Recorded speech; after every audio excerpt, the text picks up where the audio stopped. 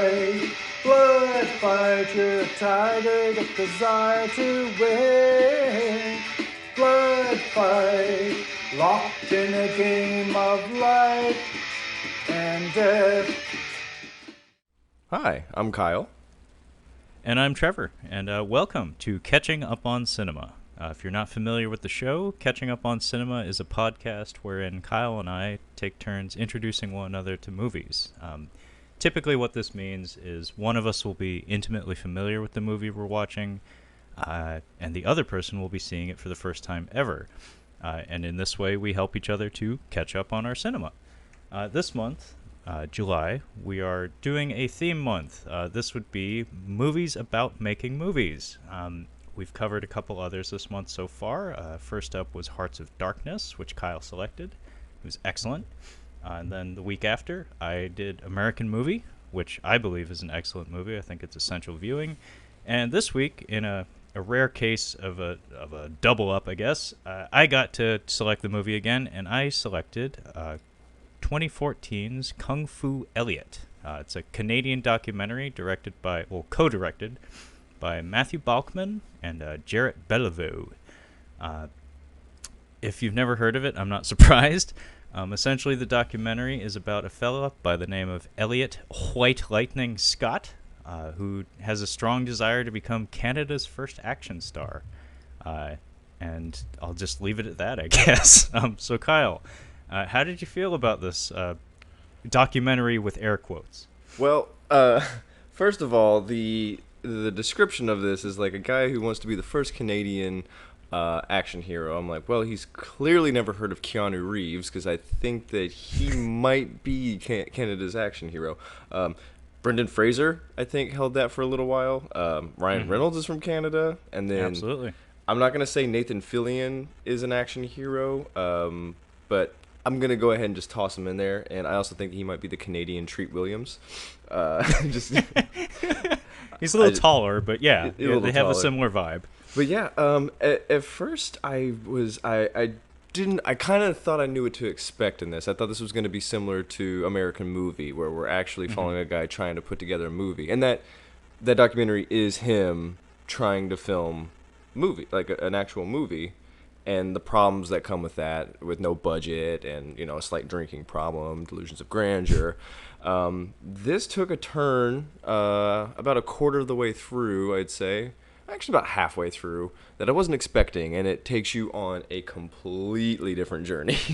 Less about a filmmaker and more about a borderline sociopath, I would say. Yeah, absolutely.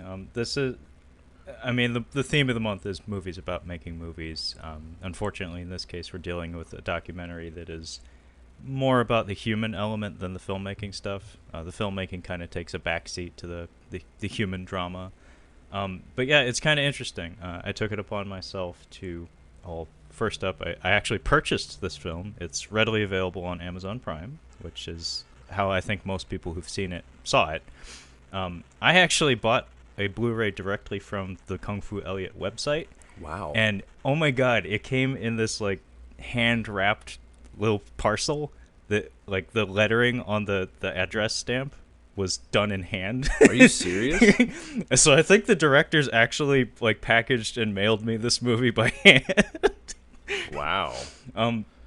So yeah, I'm a proud owner of this film, and it does actually have some special features on the disc, and I took it upon myself last night to dig through some of those.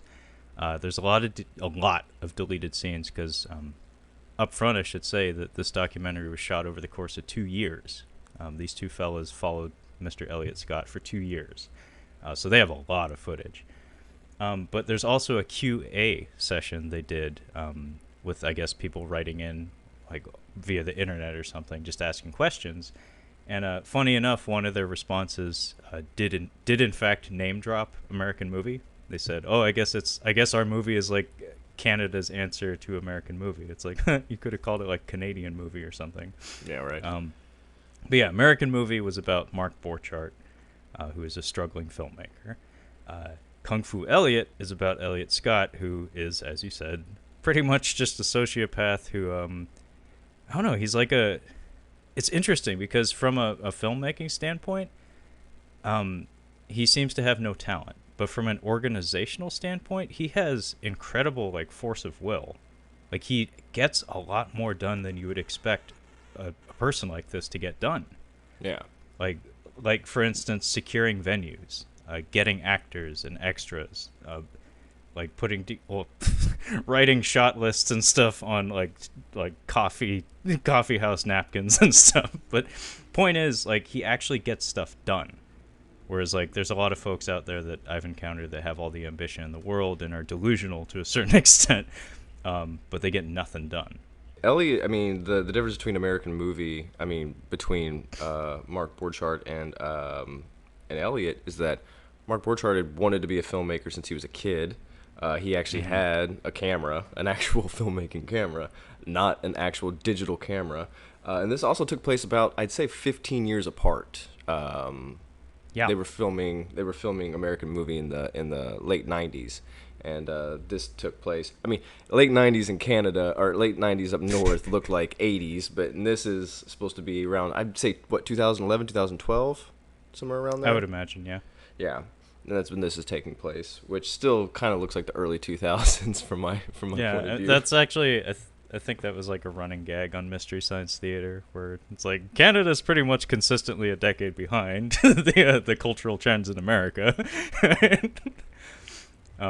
But yeah, Elliot, I don't know if filmmaking is the dream so much as just I don't know, he's a bit of a prima donna. He thinks very highly of himself, and he likes the attention and the power that comes with controlling a set or something like that. We'll definitely dig into it. But you want to get into the movie, Kyle? Yeah, I can tell you the exact moment when I hated him. So when we get to it, I'm like, this is the moment I hated him. You know what? I went into this wanting to like him. I wanted to, like, you want to. You saw Mark in an American movie, and you're like, well, I feel bad for him, but you know, I kind of feel for the guy. And I was expecting that same thing in here. I was like, I'm gonna just, I'm gonna have feelies for this guy. And at first you do a little bit. So he's kind of endearing to a certain extent, because even from like a body language perspective, he looks like a child in a lot of ways. Like, especially when you see him interacting with his friend Blake, I think. Like, the two of them just look like a couple of dumb kids. And, like, Elliot has those, like serial killer eyes, those dead eyes. It's kind of creepy. But, before we get into the movie, I should probably throw it out there up front that there is some debate as to whether or not this is an actual documentary. I mean, obviously there aren't that many discussions about Kung Fu Elliot on the internet. But what few there are often veer off into the territory of, was this staged? Is this fake? There's a couple of scenes in here. I could see where someone would make the argument, but there's a couple of scenes in particular that we'll talk about that I think say otherwise, just in my opinion. Yeah, I happen to believe that this is a genuine story that was filmed as a documentary. It's just through the editing that a certain narrative emerges later in the film. That's the power of editing. But yeah, let's get to the movie. Our documentary begins with narration of Elliot. There's a piece of classical music playing, and he's doing like kata, or at least pretending to do kata, while wearing a white gi on a green grassy hill. That's actually kind of an artful shot. It's shot at a great distance.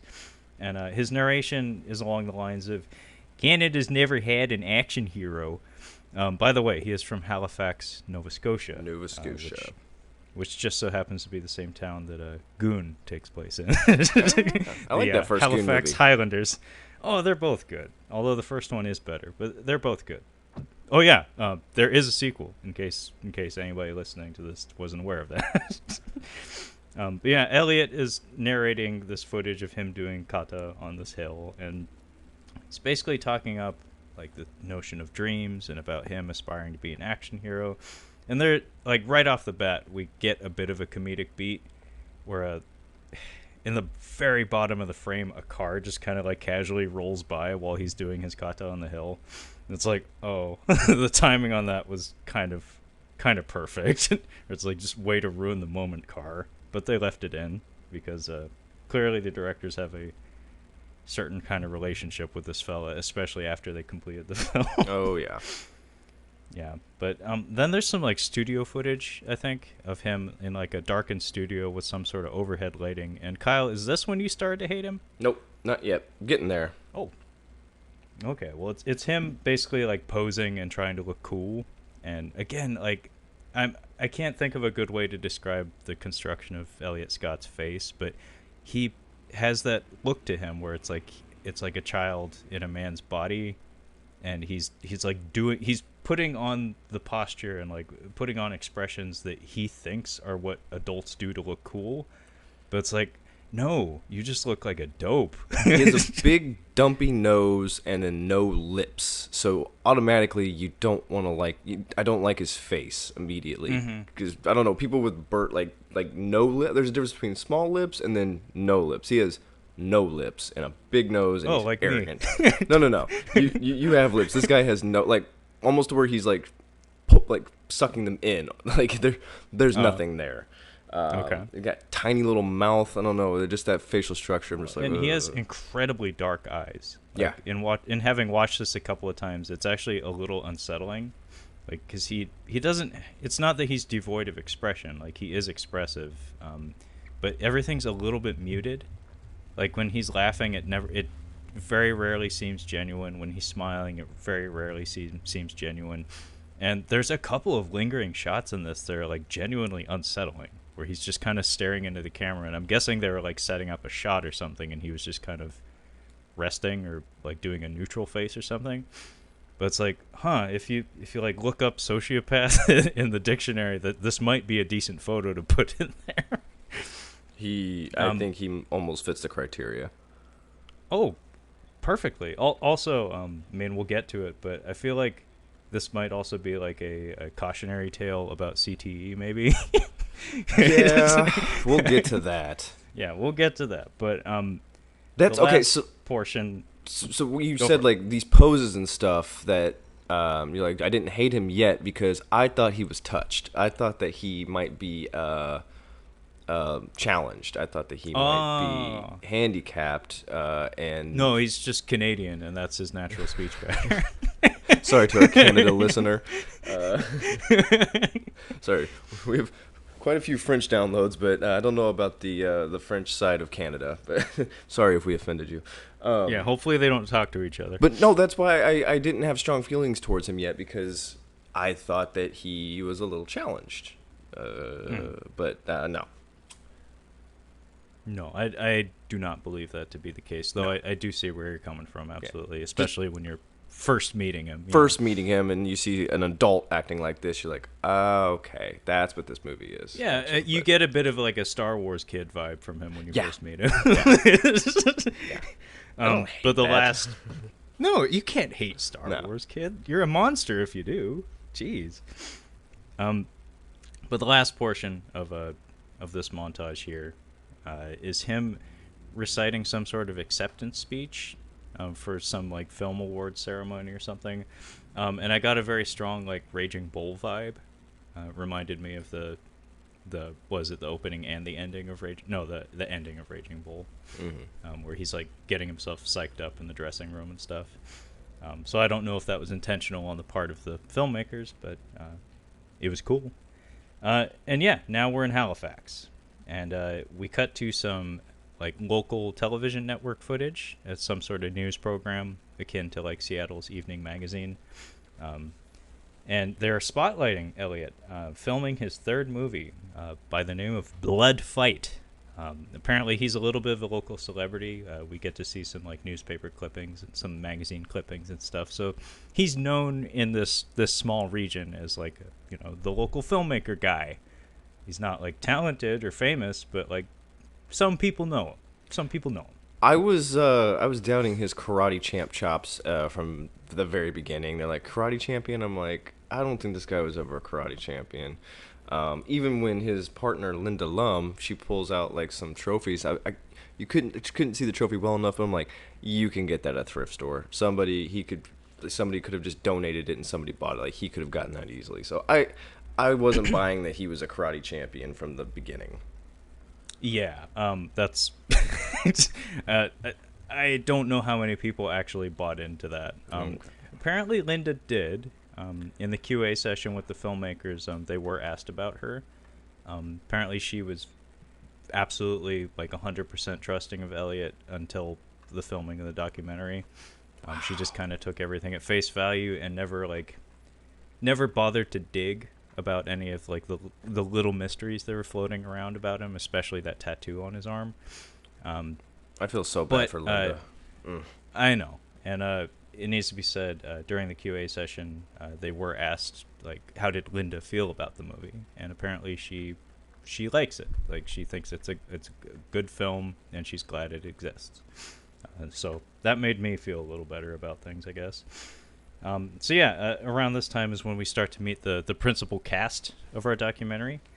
First up is Blair Bayers. This Mr. Blair is he's quite the epic individual. He has a moment in this documentary that is one of the saddest things you'll ever see. But up until that point, you're just kind of like, whoa, what's this guy's deal? Like, he's kind of weird. The ending of Requiem for a Dream was less depressing than his scene. Yeah, I have yet to see that movie, by the way, so maybe you'll have to have me watch it for the show. Yeah. I would never make anybody I've heard watch things. I would never make anybody watch a Darren Aronofsky movie. That's just something you need to go into yourself. Okay, that's fair. But Blair, I'm struggling to think of what he looks like as well. But he has thick glasses. He's not balding, but he has that like short little like spiky hairs where you can see directly through it and see the top of his scalp. He's got a little beard. He looks like a night school Renaissance teacher, like that. Like he's gonna just talk about the Renaissance period and Renaissance history, everything surrounding it. That he's a night school teacher. Yeah, he does kind of have that vibe about him, where it's like he's on the fringe of everything. Like he's probably a very passionate individual. Yes. He's got his things, but the chances of him meeting a random person on the street that he can have a decent conversation with, probably not very high. Not so much. But he's a fairly heavy-set guy. He has a very slow speech pattern, and again, a very dead stare. He creeps me out in the sense that he telegraphs very little with his face. Wait, are you talking about? It's unsettling. Are you talking about Blake or the guitar guy? I'm talking about. I get their names mixed up. I think Blair is the guy that is in the films with him, and Blake is the guitarist. That's opposite. Blake is. Oh man. Blake is. That's why I was like, wait, Blake. I'm like, yeah. Blake is the guy who's playing the friend, the heavier set friend, or the Mike of this movie. The soft-spoken Then I'm talking about Blake. Yeah. I'm talking about Blake. Sorry. Yeah. There we go. So Blake is who I've been talking about. So let's get to Blair, who is he is the guitarist. He's the one that's the night school teacher. Yeah, he is the night school teacher. I feel like he needs a ponytail. He absolutely did. I was actually surprised he didn't have a ponytail. When the first shot, I'm like, I think he's got a ponytail back. No, there's no ponytail back there. Yeah, I was waiting for him to turn his head and to have the grand reveal, but it's like, no, he doesn't have one. He'd be like the guy that like says specifically what he's gonna do, or like, would you like me to perform cunnilingus on you, or something like that. Like he would just be super. Oh no, don't say that. No, it's funny because like if you didn't speak, like if you didn't hear him speak at all, he kind of makes me think of the one guy that's like one of the hosts on Chopped.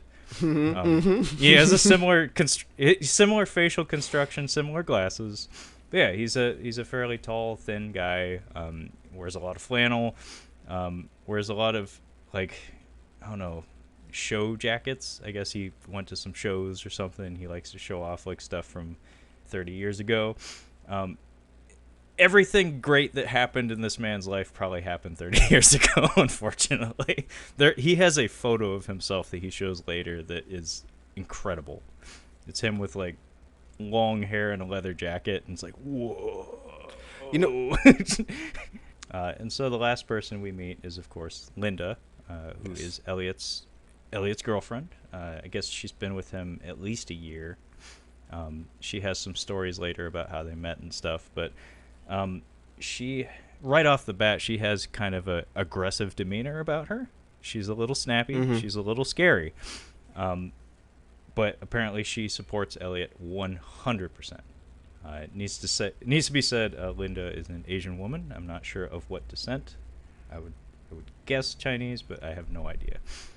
And that is something worth putting a pin in. I was just say that generally we wouldn't mention that kind of thing because it doesn't matter. Yeah. But in this, Yeah. you'll understand why this is significant. Yes. Yeah. So we get into his movie here.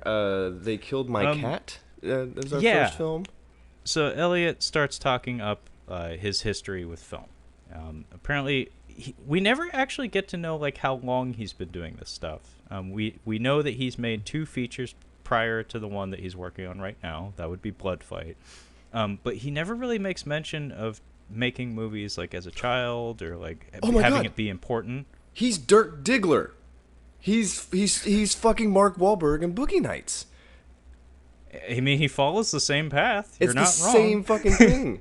He's not. I mean, Mark Wahlberg's character isn't a pathological liar, but he's got the boss hog.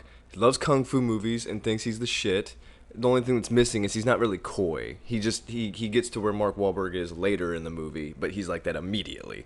But yeah, he's just a dude who loves kung fu movies and has a big hog. Like he's just Dirk Diggler. Oh, man. Well, I mean, the one thing that would I guess secure that is if he had a Burt Reynolds like take him under his wing. Nobody's He never has taking this that. guy under his wing. Yeah, no, he's attempting to do that for other people, but no, there is no mentor in the picture. In fact, we learn at the very end, like maybe the last shot of the movie, that his parents declined to be in the documentary. I would too. I so would be embarrassed. We get very little insight into Elliot's life prior to being an adult. So unlike Mark Borchardt, who we get a full picture of him. We get a sense of his childhood. We learn that he's been actively trying to make films since he was like 12. Elliot, we don't get that sort of insight. So the first movie he made is called They Killed My Cat, and as he's talking it up, when we get to see some clips of it, we get to see him in a white gi with like, I don't even know what those documents are called, but it's like a trifold, but use it for science projects. Like every kid uses these cardboard I know what you're talking about. He has one of these, and I guess he tours the local video stores in Halifax. Oh my god, this is where I started to hate him. He sets up his little science project stand and like says he does meet and greets and like martial arts demonstrations for the fans. Well, he says that yeah. when he does this, he's sold how many copies of his movies? He said like 30,000. 30 to 50. 30 to 50. No, so 30 to 50. Oh, 30 to 50? He said it was in the thousands. I don't know where that figure came from. I heard 30 to 50. He told somebody, he was in there talking, he's like, yeah, we sold like 30,000 copies or some shit like that. Well, like, when we get to China, he spouts some shit. With the monk, I love the monk scene. I thought it was really the monk was amazing. I thought it was going to be more humbling for him, but it was not. I know, that was incredible. Like how he walked away from that not learning a damn thing. Still having confidence after that. Yeah, you have to be a special person to not get rattled at all by that what just happened. So he has this movie called They Killed My Cat. Now all these movies, quote unquote, that he's filming are on a digital camera, just a little like whatever brand, I don't even know. Nobody has cameras anymore. So this isn't even a handy cam. This is a point and shoot camera. This is something that, it's not it's like a couple $100 piece of hardware. And this is in like 2011, 2012. So you're not getting great resolution on that. It's probably not quite HD.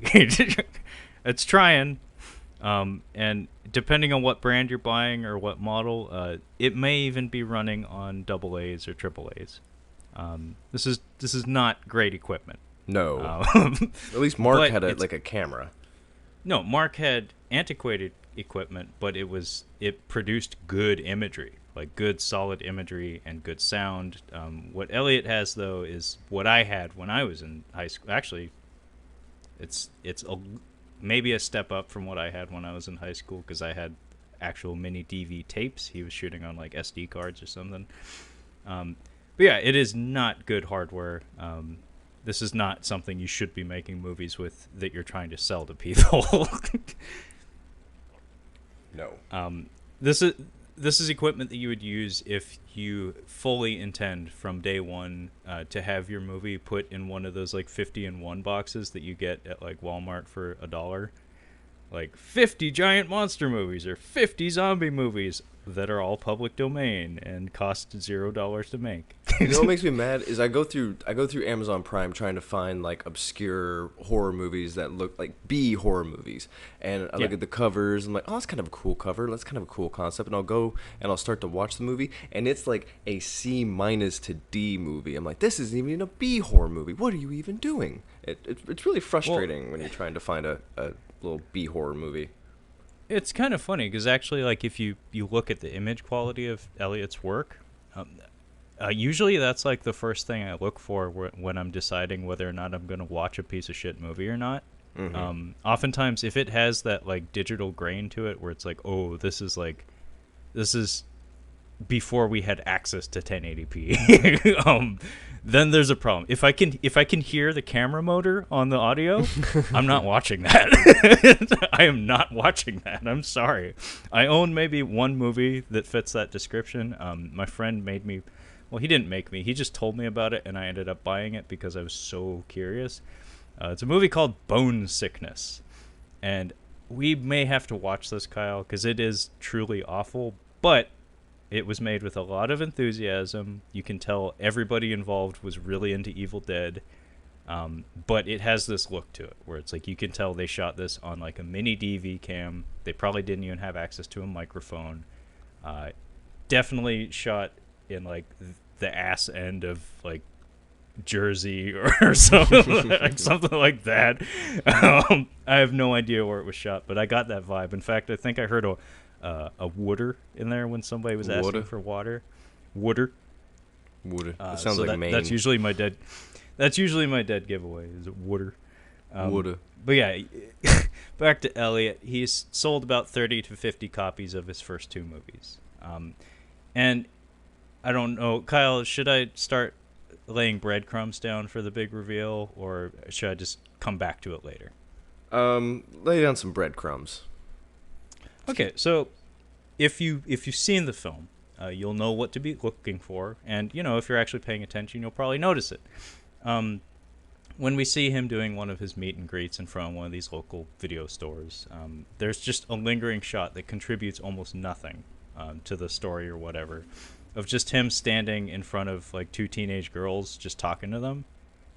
And at the time it feels like innocuous. It's just like, oh, Elliot's talking to some girls. But it lingers for just long enough where it's like whoever is editing this film put it there for a reason. And this happens a couple more times in the movie, and it does pay off to something. I don't even think there was audio in the shot. Like, if there was, it was drowned out. You couldn't really hear it because there's probably traffic nearby or something. He's in a situation where he should be talking to people, so it doesn't feel out of place. Like he's trying to promote, or he's trying to get people to buy. So yeah, it doesn't mean anything right now. Yeah. So the name of Elliot's, I guess you call it a production company. It's not a company. It's not a company. It's not an LLC.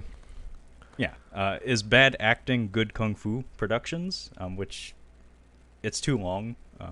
It's not the worst concept in the world. Maybe have that be your like tagline, but not the name of your production group. That sounds like a month that we could do. Bad Acting Good Kung Fu movies. Oh. Put that in the vault. I'm putting that in the vault, Kyle. We're doing that. That's your fault. You brought that on yourself. I would counter with bad acting, good makeup effects. Okay. Or bad movie, good makeup effects. Leviathan. Yeah. Ooh. It's like. Is that too on the nose? Yeah. Yeah. So. At this point, Elliot does claim that he has won some awards for some of his films, like Best Original Film, Best Script, and Best Score. So we get to see some clips of They Killed My Cat, and he gives us a little bit of a rundown about the movie. And it was really interesting because throughout this entire movie, there's a certain someone that he's often asked about his sources of inspiration. Like, who out there do you look up to? Who do you think about when you're making your movies? And there's one name that he never drops. That's like, I know for a fact this man is your number one inspiration, and that would be Steven Seagal. Oh gosh, he never mentions think him. about that. He never fucking mentions Steven Seagal, but like everything about Steven Seagal is Kung Fu Elliot. Even like the delusion. Yes, like I agree. I think that might be why though, is because Steven Seagal is a master of a martial art that nobody gives a shit about. Like he's mentioning like Chuck Norris, Jean-Claude Van Damme, you know, the God himself, Arnold Schwarzenegger. Like these are dudes who either have a background in martial arts or are just beefcakes that punch people. Steven Seagal isn't really a striker. He's more of a I'm gonna disarm you and stab you in the fucking neck. Well, I'm going to find foreign objects to push you into. Yeah, Steven Seagal is unorthodox and partially why he's not. I mean, that's not even half of why he's not working anymore in this country. But yeah, I didn't even think about that. He definitely mentions like Sonny Chiba. Does he mention it? Does he mention? He talks about Jackie Chan, but does he mention Jackie Chan?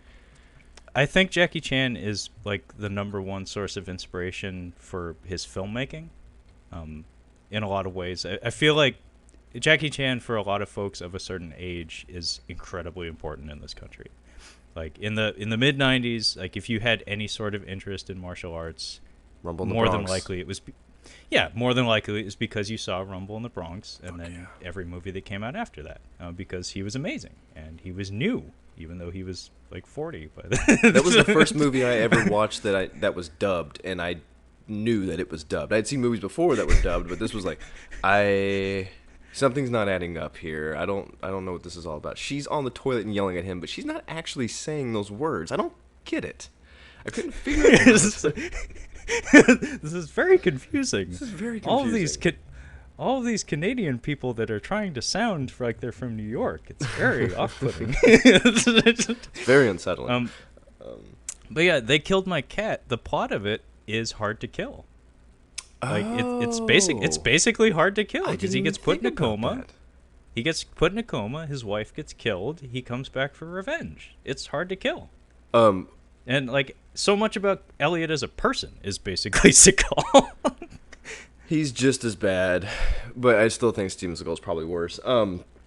They Killed My Cat looks like a middle schooler directing their uncle and his friends. Like he's awful as an actor. I'm gonna say Mark is so much better in every way. But I think maybe getting shit done is not Mark Borchart's strong suit, but the man knows how to try to cut together a coherent film and actually try to act. Not so much with Elliot. Elliot is awful. Yeah, no, Mark actually, Elliot has zero talent. Whereas Mark has at least a little bit of a technical background. He knows how to get things done. He knows what it means to set up a shot and get good imagery, and he knows when something's not going right, but he doesn't have the tools to correct it because he has zero communication ability. He has a grasp on a skill set that could have potentially gotten him work in the film industry. Oh man, what about Elliot directing a movie with Mark as the DP? Because I mean, he's from Wisconsin, like Halifax, Wisconsin. Like I don't know how far they are, but Nova Scotia's north. Nova Scotia's an island. It's not even attached to regular Canada. Like shows how much I know about Canada. But yeah, imagine like Mark as the DP and Elliot directing the film and starring in it. Actually, don't quote me on that. I think Nova Scotia's an island. Oh yeah, it's a ferry ride. Yeah, it's a ferry ride. Yeah, it's an island. Sorry, I was like, somebody in Canada's losing their mind right now, or just from the northeast coast. But no, I believe it is an island. Sorry. That would be interesting to see the two of them, but that's too many. I mean, that's just too much testosterone. It's just too much manliness, just too much masculinity packed into one room. Like, I mean, you gotta make room for Elliot's hog too. So it's like, Jesus. It's like, I don't know about these fireworks, man. It just seems silly, man. I feel bad because doesn't Blake remind you of Mike a little bit? They're not the same. I mean, Mike definitely has fried his brain with acid. Poor Blake has his own problems. But they're both just like soft-spoken, like dudes that are just kind of, they don't get pushed around, but they just have no problem being told what to do and just kind of go along with it. They inhabit the same role, Yes. and unfortunately, they have like the same relationship to a similar personality, where it's like you said, they're open to suggestion, and I think I mentioned this on the American movie episode. It reminds me of like being on the playground and like putting together a game or something, where it's like, I don't know, there's usually one kid who's like the ringleader who just kind of like pulls everyone into his world and kind of directs traffic, and usually he seeks out like kids that are, less strong-willed than he is, and he just kind of like has his way with them. And if you do that enough times in your life, you're doing repetitions on an activity and you get pretty good at it. And if you surround yourself with the right people, you can get the desired result, even into adulthood, and it creates some really fucked up personalities. Like Elliot. Yeah, right. I just wanted to talk about his second film real quick. It's called The Stalker and the Hero, and he's wearing a leather jacket in this one. And the idea here is he's talking about film markets. Elliot, who has sold 30 to 50 copies of his movies on DVD in local video stores in Halifax, is talking about film markets and how it's like, yeah, this time we wanted to expand to the American market and like get the cop action drama and stuff. So it looks like a Steven Seagal movie. He's wearing a leather jacket and he's roughing people up who he really has no reason to rough up for information or whatever. There's like a scene where he's beating up a guy in an alley for information. I was like, yeah, that's a Steven Seagal bar fight, because you can't have a Steven Seagal movie without a bar fight. I know from personal experience, he does have Lethal Weapon 1 on his shelf on VHS, I do believe. If you have if you own Lethal Weapon 1, you for sure own at least one Steven Seagal movie. We had the one where he kills Jamaican people. I can't remember which Marked one. for Death. Marked for Death. Yeah, we had the Lethal Weapon 4-pack, and we had Marked for Death. So he has to have at least one Steven Seagal movie on there. No, he is very likely a Steven Seagal fan. He just never mentions him for some reason. And actually, I did have some fun, like pausing every now and again to look at Elliot's movie collection, because he has a lot of VHS tapes, and a lot of them are pretty horse shit. Like, he has Pre-Hysteria. I know that name. It's the little kid from Last Action Hero. Oh, and like yes. Little animatronic dinosaurs, because 90s dinosaurs. Yeah, he has shit like that, and it's like, wow, he's like caught in a moment in time. Oh yes, he is. But Stalker and the Hero, he does mention later on that Chuck Norris and Jean-Claude, he always says Jean-Claude Van Damme, are like his inspiration, and it just so happens I remember a Chuck Norris movie by the name of Hero and the Terror. Good job kind of ripping off the title there. And he describes his films, Elliot does, as a respectable cheese. And then he tries to come up with a zinger for himself. So he mentions how like all the big name action stars like Arnold and Stallone, they always had like that gotcha suckers line, the I'll be backs and the whatnot. And his, I don't know if it was improvised, is sayonara, motherfucker. Yep. Well, Stallone's catchphrase was that's what he sounds like. It's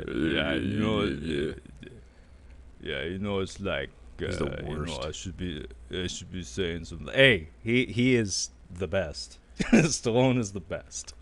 Whose movies have more watchability, Jean-Claude Van Damme's or Sylvester Stallone?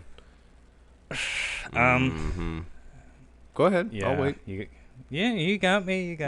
Although, I mean, Stallone, it's like he has I mean, whenever I'm doing my Stallone impression, he does things with his hands, where he keeps everything tight, keeps it close to his chest. He's like, yeah, you gotta keep it home, you gotta keep it tight, you know. You got like your home and see it in your chest, you know. And like, I feel like his filmography is like that, where it's like he tried repeatedly to get outside of his comfort zone, and it never went right. Either that or he picked shit movies. But like when he's doing his Rockies and his Rambos, he's great. Mm-hmm. But when he's doing other stuff, not so great.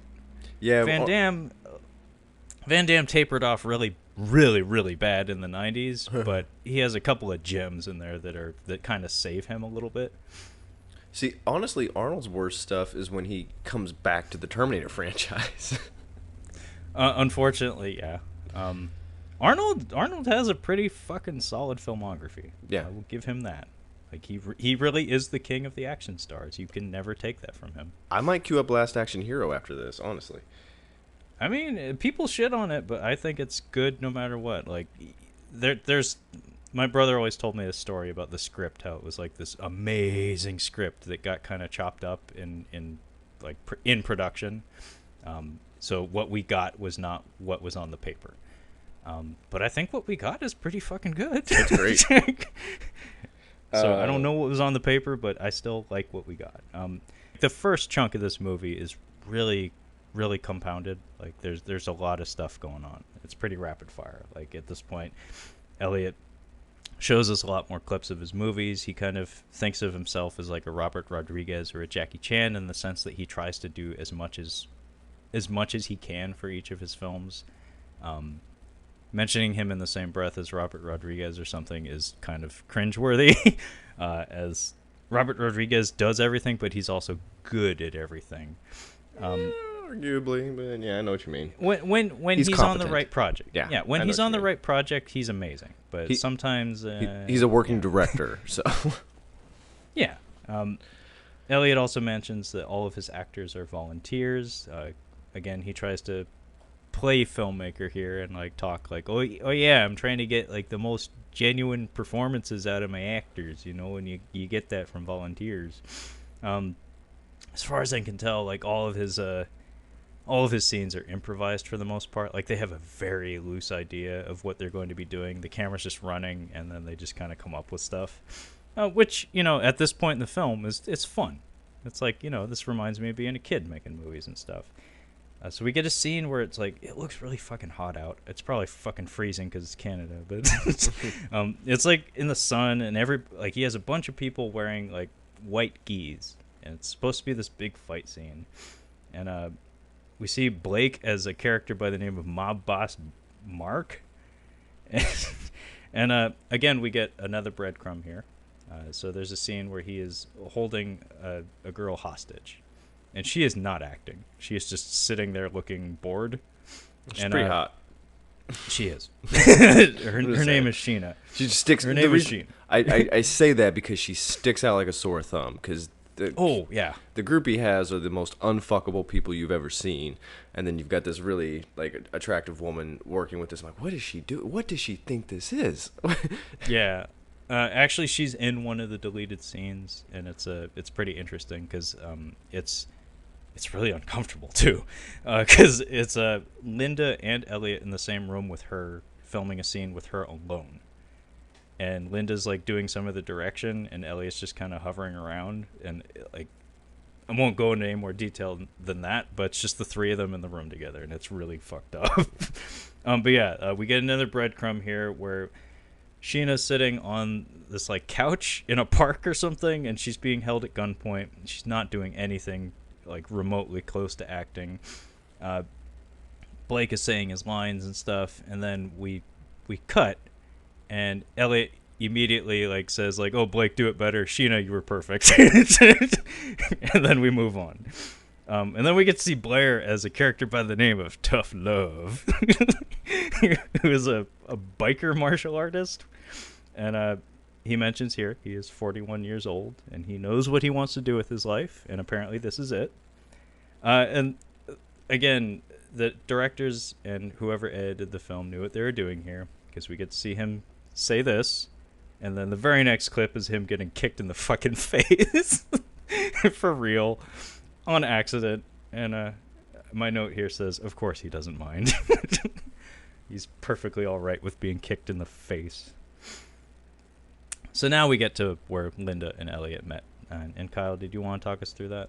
Yeah, this is where I hated him. So at this point, we can clear he's delusional. He's an awful director. He has terrible actors.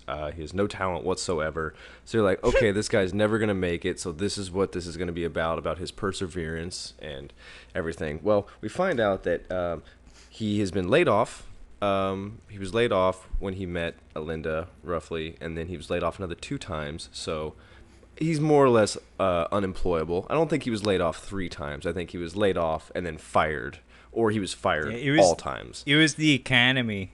The economy's bad. The economy's bad, you know?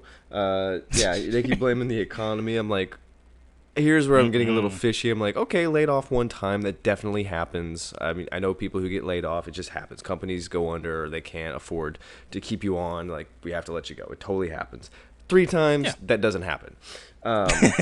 So, not only is he that, he also has no job. So he says, like, I'm a stay-at-home husband or a stay-at-home boyfriend, but he's like, there's no dogs, there's no kids, there's nothing for him to be doing at home. He just eats cereal and watches kung fu movies at home, and then sometimes does some filming. So he's mooching, delusional, unemployable, and then he's talking about how he and Linda met, and I guess they met on a dating site, and this is, I mean, it was starting to become a bit more popular. It's totally fine now. I know several people that are actually married to people that they met on dating sites and apps.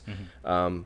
And this is a time, like I said, it's getting more popular. He's like, yeah, we just met, and then we kind of just started dating, and I guess she was driving like 2.5 hours to go see him, and she was like, no, we gotta shut that down. But he says the thing that made me hate him is when he says, she is sweet like sugar. He's just so insincere when he's talking about her, and I'm just like, oh god, this is fucking gross. And you can tell from her facial expressions, she wants to strangle him. Like, she hates him so much, but I don't know what she perceives as a reason why she can't get rid of him. But like you said, like, she is aggressive. Like, you can see it in her eyes. She loathes this person. Yeah, Linda's in a tricky spot at this point in her life. Yes. And I think that has a lot to do with why she's still with him. And in fact, Elliot very, very casually drops like one of the more important lines in the movie towards the end. We'll get to that when we get to that, but it caught me off guard because like I think it happened so fast I didn't even write it down. But it's kind of like the thesis for like him and Linda's relationship. But yeah, he asked her to be like his wedding date. Like, he was going to a wedding and he needed a date, and that's how they first went out. And she mentions that like almost immediately she had her help him out on like filming.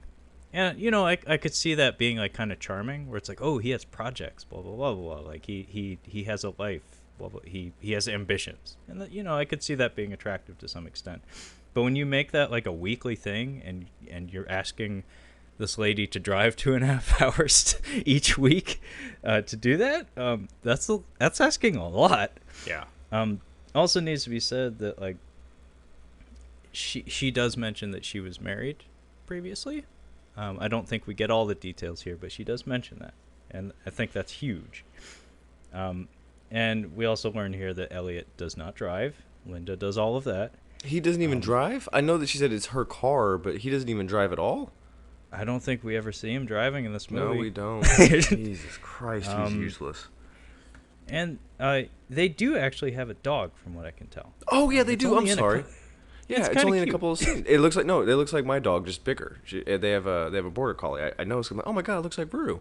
She's an older dog too. But yeah, you're right. I'm sorry, I forgot. They do have a dog. But the dog never comes back. I mean, up. that doesn't justify him staying home. No. But Nope, my girlfriend and I have been working jobs, and we have dogs. But yeah, Linda does explicitly state on camera that she would very much like to be proposed to. This is told to us when we're doing like a 1-on-1 interview, well, 2-on-1 interview. Well, no, 2-on-2 because there are two directors. It's basically Linda and Elliot sitting on the couch looking direct to camera. And she does kind of say in a very aggressive manner, that's going to be a theme throughout this whole thing. Everything that Linda says is delivered in a fairly aggressive manner. Right. But she would very much like to have a ring put on her finger. And apparently, Elliot starts going off about like this imaginary scenario where he gives her like the ultimate proposal, and it's very childish and immature and It's stupid. not very funny. It's not very funny, but he's like trying to laugh things off, I guess. He's basically trying to pivot away from this particular topic. Apparently he attempted to text her a proposal, which I don't know what the kids do these days. I would not be surprised if they do that, to avoid like emotional damage or whatnot, because that's what folks do today. But that's not something that's done.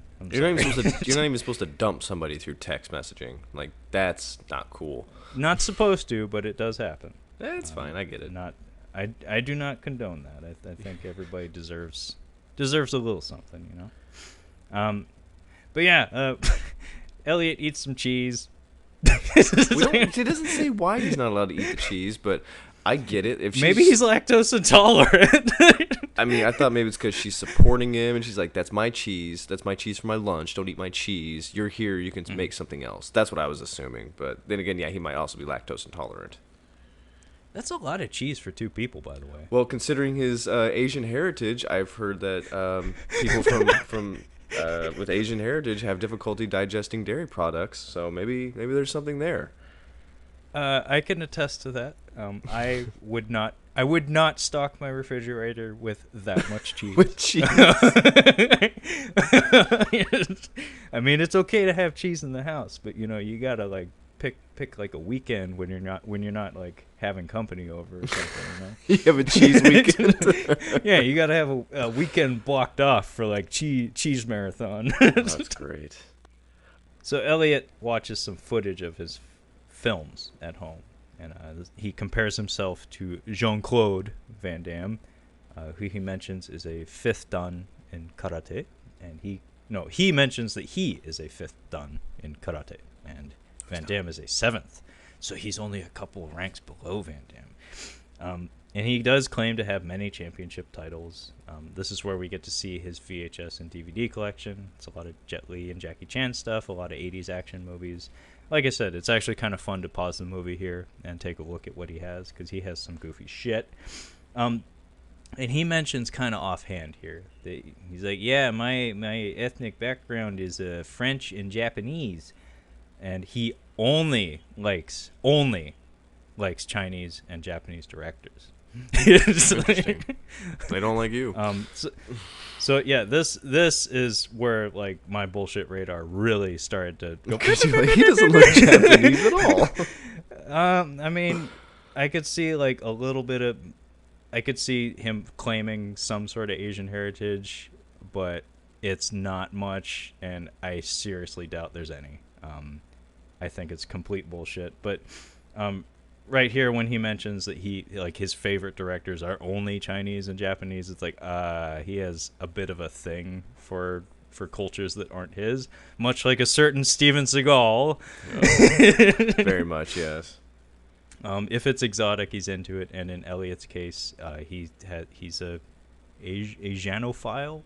I don't know how you'd phrase that, but he digs Asian culture, basically. That's fine. I mean, I know that's you can dig other people's cultures. That's fine. That's totally it's fine, except when you phrase it that way, there's a bit of a problem. Yeah. Because if you're saying I only like directors from these cultures or these countries, why? Yeah, why? I mean, other people make plenty of great movies. No Italian directors, no French directors. No, you don't You just Guy say Ritchie? you like Nothing? fucking movies, like if you single those two out, then there's something there. Like you're choosing that opinion. You didn't arrive at that conclusion naturally. And he, at this point, the sleaze factor starts to go through the fucking roof, because he randomly tosses out there. As far as I can tell, this was not prompted. He just kind of threw it out there that he'd like the idea of having lady fans, that appreciate the shots of him in his underwear and stuff. I was like, Thanks for sharing, Elliot. You know. See, I didn't catch that. That's why I make movies too. The creepiness hadn't even kicked in yet for me. I didn't even realize he said that. Yeah. Then we get a couple of clips of a shoot on the beach, and it's a little overcast. It is not a nice day for filming. Real quick, Blake is his friend Blake is doing some method acting, and he's like, I'm reading this book by the lady who does the method acting thing. And then does he do a Gandhi impression? Is that what he was trying to do? Okay, so let's just get right into Blake. Let's get right into fucking Blake. So Blake, in his, I think it's an apartment. Maybe I'm not sure if it's a home or an apartment. I think it's an apartment. We'll go with apartment. Yeah, it's an apartment. It's made up like maybe he inherited grandma's apartment. It's not very nice. The decor has a grandma vibe to it. I was half expecting plastic on the couches. And yeah, he's got a lot of tchotchkes in there, and he fancies himself an actor. We get some one-on-one time with him, and he's basically talking about how he has a background in acting, and he pulls out some Shakespeare. Mm-hmm. And he gives us his interpretation of to be or not to be. That is the question. Yeah. And for some, I was doing it along with him. He's holding a knife. He is holding a knife, and he is making me very nervous because at one point there's like a shot of him like stroking his neck with the knife, like with the back end of the knife, not the blade, but just. We'll get why to the are props. you brandishing a knife? And why are you brandishing a knife while holding this book? And the whole time it was making me very nervous. And yeah, he says that he has done some method acting. He has books about it that he's read and enjoyed. He does some scales, like vocal scales, like oh ho ho ho ho ho ho, except for he has a very monotone speaking voice, so it comes across as kind of pathetic. He's not good. And then this Gandhi thing that you're talking about, I don't know what this was. So he has a phrase that he's repeating over and over and over again, perhaps trying to like get into character, or perhaps trying to find the right cadence or the right vibe for this particular line. It's transcendental meditation brings a man down, down, down. And he keeps repeating it. And this affectation, this accent that he's putting on his voice, I don't know what the fuck it is. He's trying to do Indian. That's why I wasn't sure if it was a Gandhi dialogue. You sure? The second time he does it, he's trying to, I'm not going to do it, but he's trying to do it. I'm going to do it. Don't do it. I'm going to do it because I don't think you're right. He says, transcendental meditation brings a man down, down, down.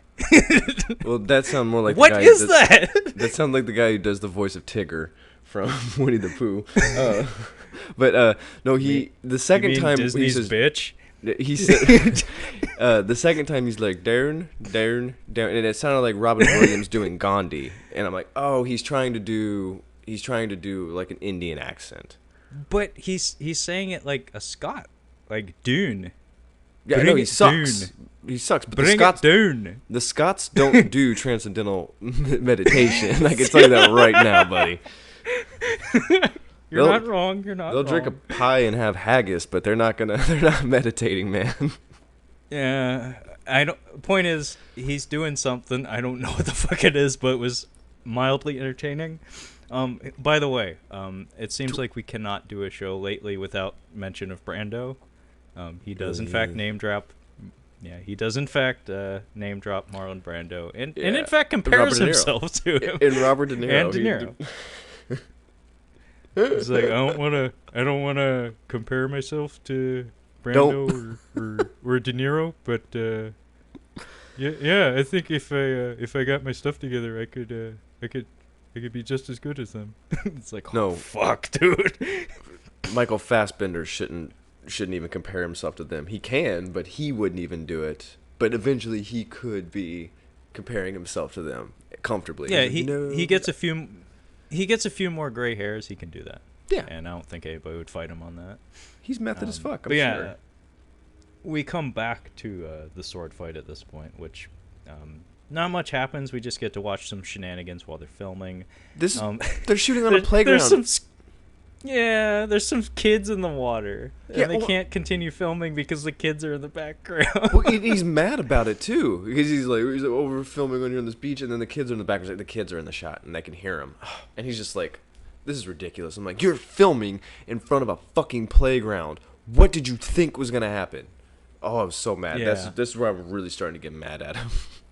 Yeah, he mentions that like we can still film here on like Mondays, so maybe we can come back, and I guess that's the plan, to come back and finish the shoot or something. But I mean, I did this shit on like my college campus where we were shooting stuff like guerrilla style, where it's like, probably not supposed to be filming here right now, but if we do it real quick, maybe we can get away with it. But Yeah, right. We're never butthurt about it when it didn't go our way. But, and again, like, it needs to be said, watching the two of these guys have their little sword fight, like there's a shot where the documentary crew is like pulled way back from the action, and it really does just look like two little kids play fighting on a beach, and it's a little pathetic, but it's also kind of charming. And Blake does mention here that he completely and totally trusts Elliot, and there's another very good editing moment where the immediate follow-up to that is him laying on his back and like Elliot rearing back with a sword and like bringing it down on his throat. It's like, oh, I guess you really do trust him. And then we get a title card. Like, it's just a black shot with some white text on it, and it says something along the lines of, all the footage from the climactic fight scene of Blood Fight was corrupted and is gone. So apparently they shot this big, huge fight scene in an actual like ring, like in a martial arts gym of some sort. And we get to see some still shots of it, and it looks like actually may have been decently executed. Like, it actually looks like a scene. Like, it looks like something. But all this footage is gone. So at this point, Elliot's ambition is to reshoot the entire scene, which, by the way, had like a host of extras. It was shot on a location. Not exactly easy from a logistical standpoint for a production like this. So it's a tall order, basically. And parallel to this, though, Elliot is being encouraged by Linda to attend acupuncture school. Do we get something. Yeah, it's do anything that doesn't involve cheese. How does he not? And eating said cheese. How does he not have a job at the video store? They still have a it. video store. I know, actually. That would make a lot of sense. That would make a lot of sense for him. Because it would, it'd allow him to indulge that side of himself. It would be something for him to do. He's already actually like friendly with the local video stores. Like, they stock his product, so they know him. I mean, that actually makes a lot of sense. Fuck. He's unemployable. That's why he doesn't work there. Yeah. And we get another random shot here where Elliot is wearing, I think, like red tidy whities, but red. So tidy reddies. Tidy reddies, yeah. And he strokes his cock a little bit, and he talks up his sexual prowess. He says, "Yeah, I think Linda's very happy. She probably tells all her lady friends about it." It's like, oh, okay, Elliot. Again, thanks for sharing. Yeah, he alludes to his. Dr. I was gonna say he alludes to his hog a few times throughout. Yeah, he's quite proud of his hog. At this point, we get to meet Dr. Diana Lee, who is I guess, an acupuncturist, and she's the instructor at the school that Elliot begins attending. We have a lot of interview footage of her talking direct to camera from behind her desk. She seems like a nice lady. Immaculate complexion, by the way. Needs to be said. And she has a lot of good things at this point to say about Elliot. She likes that he believes in Chinese medicine. He seems to acquit himself at it quite well. And she has a lot of high hopes for him as one of her students. And we get to see some footage of him at the school going, like, actually doing acupuncture and acutherapy and stuff. And again, more breadcrumbs. They're no longer breadcrumbs at this point, I don't think, based on all the talk of his hog that's been happening. And this scene wherein Dr. Lee is narrating the footage, saying lots of good things about Elliot, and we get to see him running his fingers over a female patient. And I mean, his face isn't giving us any like tells as to what he's feeling in this moment. But at this point, the filmmakers have trained us to kind of pay a bit more attention when Elliot is interacting with women, because we've seen too many of these at this point. It can't be for no reason. And at this point, we meet Radafi, who it sounds like you took some notes about. Oh no, I just wrote down his name. Awesome. Well, Radafi Ranaivo he's fucking jacked. He is a legit martial artist. Looks like probably Muay Thai. Yeah, that's what I was guessing. And he is a martial arts instructor, and he is like, I guess, the boss fight of Blood Fight. He's involved in the climactic fight that we don't have footage of anymore, so he'll be doing the reshoots with Elliot. It looks like he either owns or works at the gym that they're like rehearsing in right now. And I don't know what his ethnic background is, but in the background I saw a flag. I think it's Madagascar of all places. It's like red, white, and green. I think I did some studies about Madagascar when I was a kid, so I remember that fact. Like, I remember that detail, but I don't know if he is from there. But it's just a funny detail. It's like, that's not a flag you see in many gyms. But it needs to be said here, Radafi is a legit fucking martial artist, and Elliot is clearly maybe not. And then I think at this point is when we get the saddest fucking story I've heard in a long time. Yeah, it's really sad. Poor Blake, he was dating this woman for a long time. Was it like 10 years or something like that? 14 years. 14 years. And he went to go do some shooting with Elliot, and he came back. Or he went to go watch something with Elliot. It was at the awards. That's what it was. It was the awards that they went to. And came back, and he had to... I guess she collapsed. His girlfriend was really sick, and she collapsed on the floor. And he took her to the hospital, and I guess she was it like a drug-induced coma, or she was in a coma on life support, and they ended up pulling the plug, and basically his girlfriend died. Yeah, his last moments with her, she was not responsive. He could speak to her, but it was not certain if she could understand him or not. But he basically said goodbye, and the thing that stuck with him is that her thumb kind of like ran across his fingers, just like pinched him a little bit.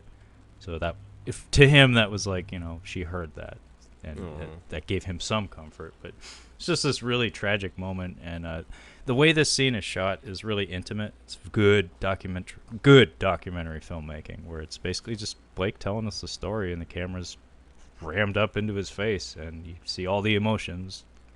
And it's devastating. And he has a really good quote here that I won't say in the Blake voice. He says, "There's women that I help, there's people that I help, and sometimes my friends die. And that's just the way God takes them, like that."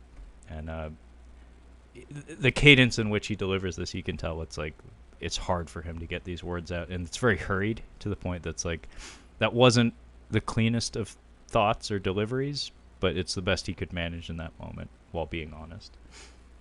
And he does tell us, I was just going to say, at this point he does actually mention that filming with Elliot is therapeutic in some ways, which kind of explains a lot of why he does the things he does. Where it's like, he's still kind of reeling from this tragedy, so keeping busy with Elliot is a way for him to escape from reality and not give a shit anymore. Yeah, my next note is fuck Elliot, because I was kind of on the fence here. I'm like, well, I don't really like him. I really don't like this guy. But now I'm just like, oh no, fuck this dude. We have to get to the effects shot. We're gonna get the him, I guess, decapitated in the basement, and they have to, or perhaps decapitated. Decapitated, yeah, him decapitated. You can see. So they have him in. Have his head through a cardboard box. I don't know. This was all very confusing. They have his head in a cardboard box, and it's just his head showing, and he's very uncomfortable. He's like, I have no back support. Like, this is really painful for me to do, and Elliot's just like, yeah, no, we'll get the shot. We'll try to, hurry up and stuff. And he's pouring like fake blood. They've got like some kind of dummy with no head next to him. There's fake blood and sand. And he's pouring sand on him. He's like, close your eyes. I don't know why there's sand. I don't know what that has to do with anything. But this poor guy, he's just super uncomfortable, and you can tell he's just like, he doesn't really want to do it, but he's gonna do it for him. And they get him out, and he's just like, can't really see, all the sand and blood's like drip down onto his body. And Elliot stands in front of him, and he's just like, oh man, are you thirsty? Because he's probably got sand in his mouth. He's like, would you like a glass of water? And he's like, yeah. And instead of getting him a glass of water, he starts saving more of the sand. He was like saving the sand to use again, and he's like getting it off his body. I'm like, oh, you dick, get him some water, get him out of there. Ugh. It's funny because like I actually didn't get what actually triggered me here was directly before that, where Elliot alludes to the tattoo on his arm, and apparently he has some sort of grief in his past that he claims to be able to like relate to his friend on an emotional level. He doesn't go into any detail as to how that is the case, but he's trying to one up Blake's grief. Like basically saying, yeah, I've seen some shit too, Yeah, I guess it's a way for them to bond. Yeah, it's like a dick measuring contest in a very subtle way. But yeah, the scene in the garage. By the way, the reason for the sand was this shot is meant to connect directly to what we saw earlier, where Blake says he trusts Elliot, and then Elliot brings his sword down on his neck. Basically, they're trying to sell an effect here where he chops Blake's head off, and so they have this fake body that they're going to lay down next to his head in the sandbox, so it looks like his head is like, for whatever reason, standing up straight on the sand, and his body's laying next to it. So it's probably just going to be like a half second of footage in the finished product. But yeah, if you ask a man of that size, because Blake he's got some girth to him. He's a large fella. Asking a man of that size to sit on his tailbone in a fucking garage with no support, that's gotta hurt after probably a couple hours. Like, yeah, that's gotta hurt. But actually, like during the filming of the scene, I wasn't actually upset with Elliot. I actually found it kind of endearing, because what happens next is he takes him out back and runs the garden hose over him, over Blake, to clean him up. But they have a laugh together, and it looks like two little kids. Having completed the film, like getting to the end of it, yeah, you're probably not wrong. It is probably him mocking him. But at this point, like if you're watching it, I don't know, in some ways it does seem like they have a relationship of some sort. I don't know if both parties are respecting each other as much, like on an equal level. But they it's have Jay and Silent Bob. It's a loudmouth little kid who's just yelling, and his fat friend doesn't really say much. Yeah. So we get a very brief sequence here where Elliot claims that one of his fighters is apparently at the Olympics. Yeah, so I caught he cannot that. be filming. It's just an offhand comment, but it jumped out at me. I was like, excuse me? It's like, and he really wants to do a fire gag. Oh God! And this comes up more than once in the film. He really, really, really wants to get set on fire for this movie. And Linda, I was so excited when he started describing this. I mean, the first time I watched this, I was like, oh, it's gonna happen. He's gonna do it. I'm like, he starts describing what he did. He's like, yeah, we soaked a ghee in gasoline and styrofoam, and I'm like, well, I know that styrofoam and gasoline make napalm, so you're making a napalm. Yeah, I caught that too. Where he does mention styrofoam. I was like, oh my God, are you fucking kidding me? I'm like, oh, so that's what happens. He sets himself on fire and burns. Yeah, that's the end of the movie. It would be like Grizzly Man, but with a fire gag. That's what I was thinking. I'm like, oh, I am so excited. Oh, I can't wait. I'm like, he's gonna set himself on fire. with a napalm gi. He even says, he's like, that's how you make homemade napalm. I'm like, yep, you got it, buddy. This is a good idea. You should run with this. I mean, as a documentary filmmaker, I think at that point you need to tear down the illusion and maybe throw something out there like, hey, by the way. No, man, you are there to observe. That's what a good documentary filmmaker does, Trevor. They observe. Okay, that's a fair point. Yeah, like that separates the men from the boys. He said he had it figured out. I just assumed he knew what he was doing, you know? Napalm gi? Yeah, that makes sense. Yeah, let's go for it. Oh my God. I mean, maybe you'll sell 100 copies this time instead of 50. I think Linda... advertise it as the last Elliot Scott film. I think Linda doesn't want him to do it, but at the same time, I think she kind of wants him to do it, because if I was to tell Steph, I'm like, hey, listen, we're going to get this effect shot of me on fire. So what we're going to do is we're going to soak a gi in homemade napalm, and we're going to set me on fire. She'd be like, are you out of your fucking mind? No, you're not doing that. Do not... She would never let me do that. Yeah, no, yeah. I think Linda's kind of like, I think I found a way out of this relationship. Well, it's funny because, like, I don't know if the safety is the issue with Linda. Like, I think it's more she thinks it's, like, overly ambitious from a filmmaking standpoint. Like, it's like, I don't think this is necessary. Because she is kind of a pragmatic personality in a lot of ways. So I could see her zeroing in on that rather than, like, oh, it might fucking kill him. No, it will kill him. Oh, by the way, there's a deleted scene where he's walking us through a stunt he wants to do, where he'll jump off a roof into a moving truck, and you can tell that, like, he's really jazzed about it. He really wants to do this, and there's this. The editing is just lovely, where it's a shot.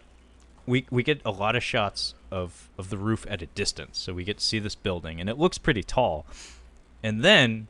When he's finally walked us through all the choreography, we get to see a shot of him standing on the edge of the roof getting ready to jump without the truck there. And it's like 5 feet off the ground. And we get to watch him, like, post up and think about it for, like, a half minute before he, like, very gingerly steps down from the roof. And it's like, man, like, moving truck, you sure you want to do that, buddy? I think he should do it. I support him. Hell, I'll finance it. Idiot. Oh, my god. Blair in his home studio, Kyle. Oh, yeah. Walk me through it. So, we get Blair. He starts talking. I haven't really been paying much attention to Blair.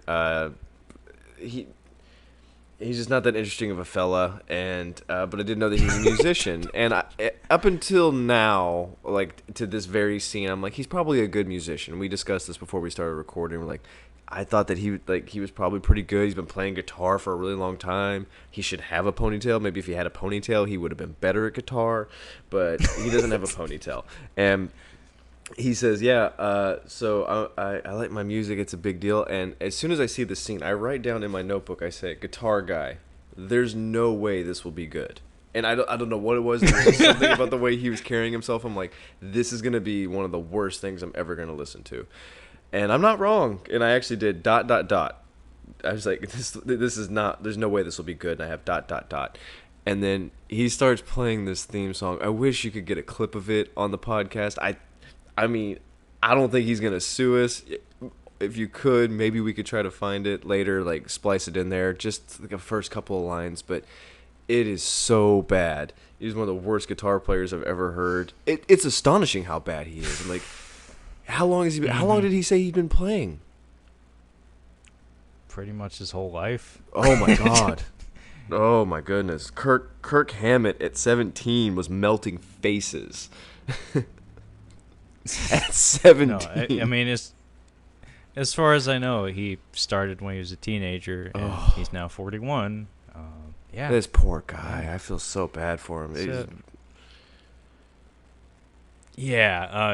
You really ought to look up the clip. He wrote a song for the movie Blood Fight. The song is called Blood Fight also. Was there a clip of it on YouTube?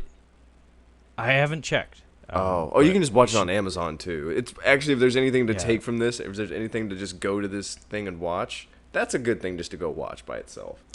Yeah, that's a pretty good clip. It's a feel-good clip where it's nothing but laughs. There's nothing. There's no subtext to it. It's just funny. And needs to be said, he is an equally bad singer.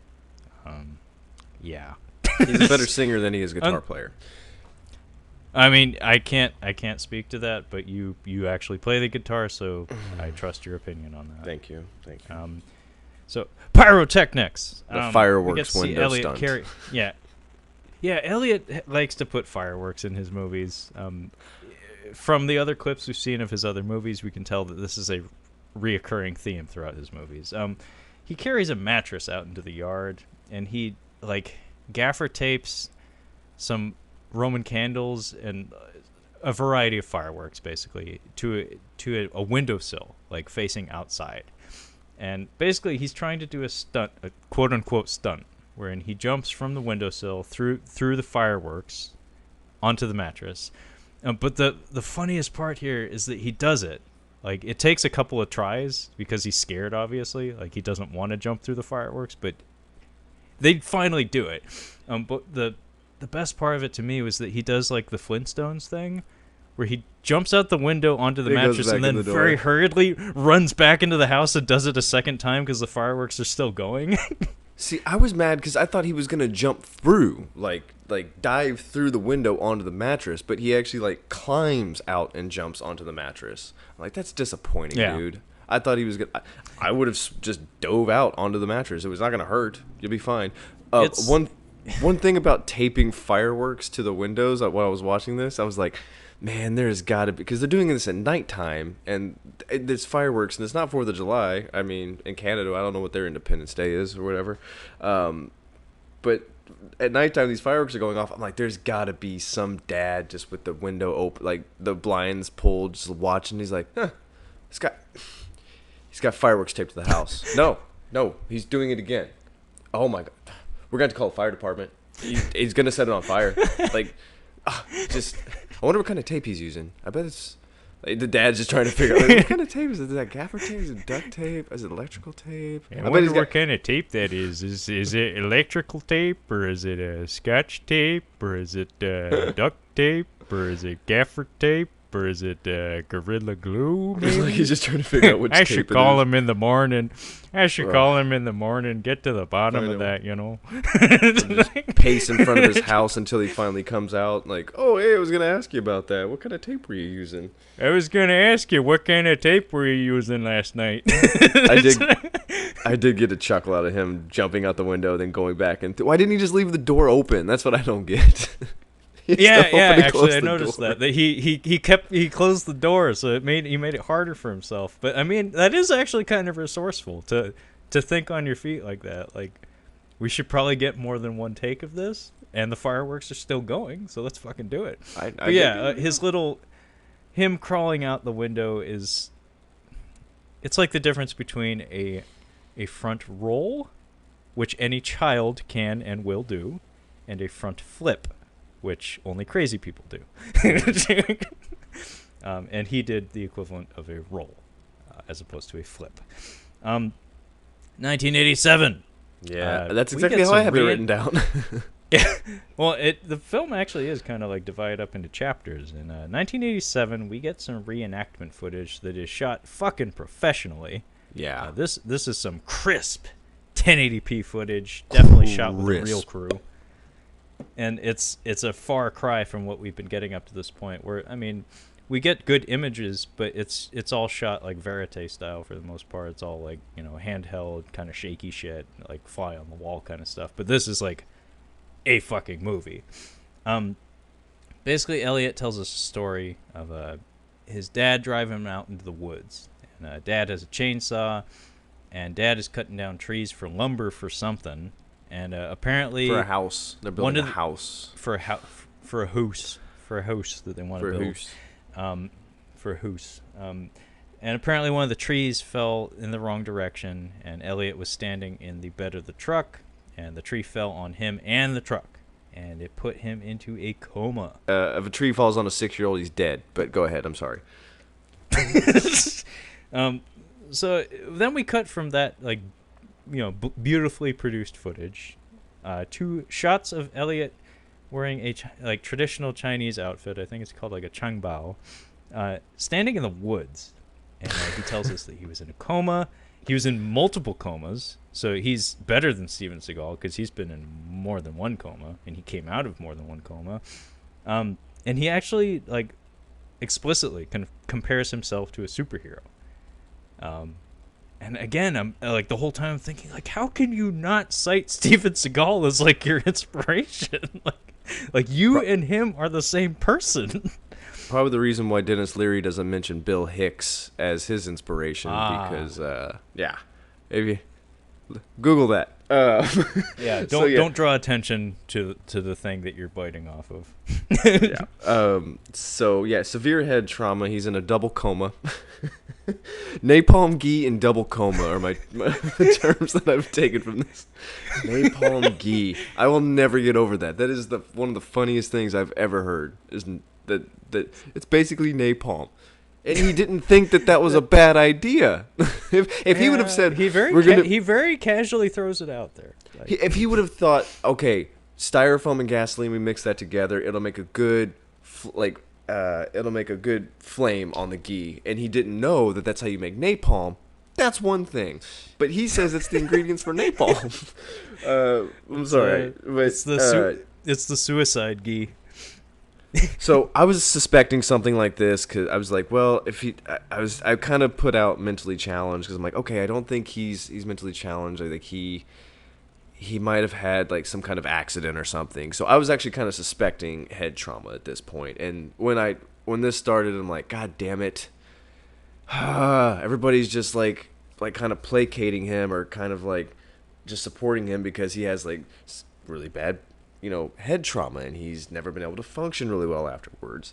So I'm like, can I still hate him now? Now I feel like the documentary is giving me like a turning point with the character. Where you're like, okay, well, you thought all these things, but now we're gonna turn it on your ass.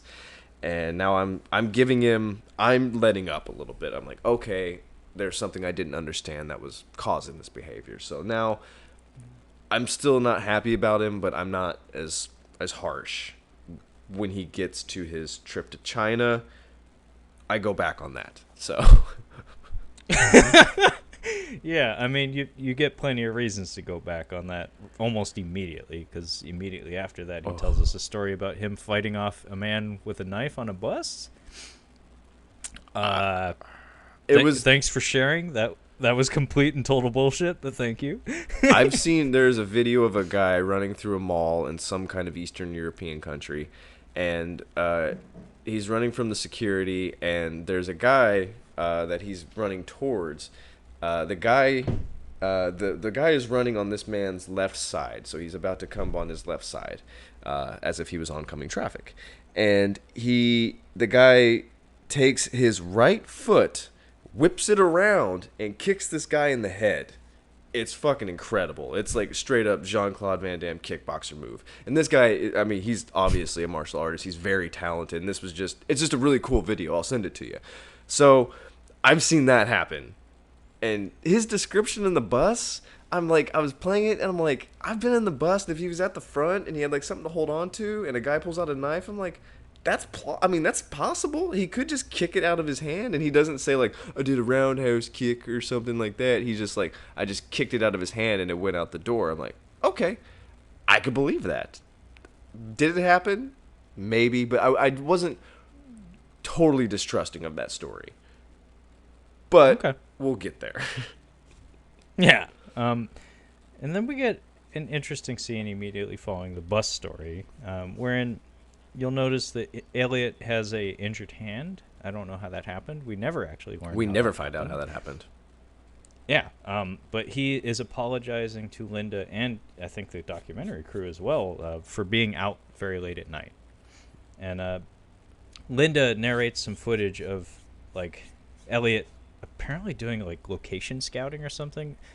By that I mean crawling into a fucking sewer. Yeah. And thinking it's pretty cool, man.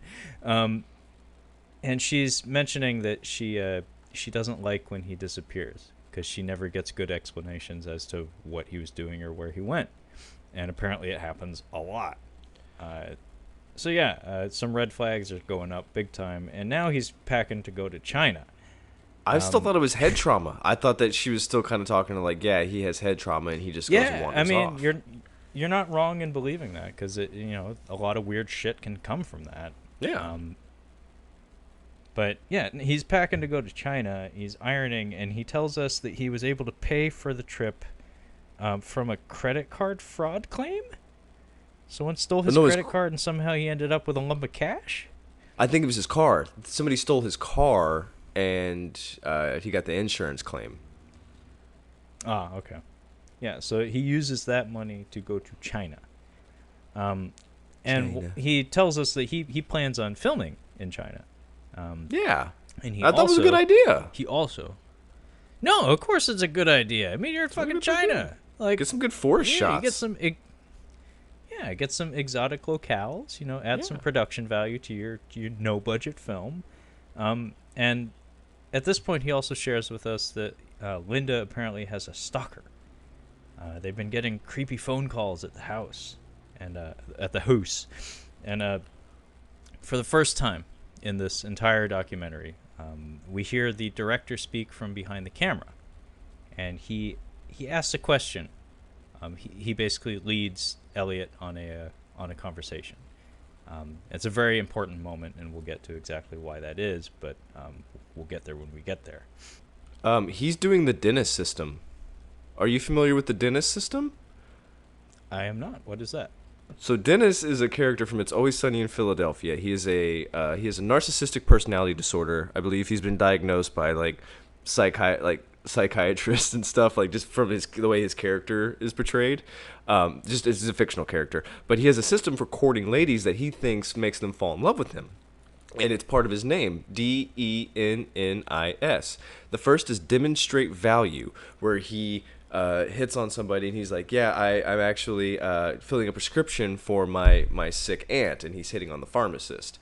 And then he asks her out and everything, and then the E is engage physically, and he has sex with the pharmacist. So the N is what I believe Elliot's doing, which is nurture dependence. By nurture dependence, what he does is he calls from a payphone using a voice modulator to be to scare her. He's like, you're gonna die tonight. So he's using the Dennis system on her. I think he's the one calling. I want you to keep going. What's the rest of it? Okay, so neglect. Okay, so nurture dependence.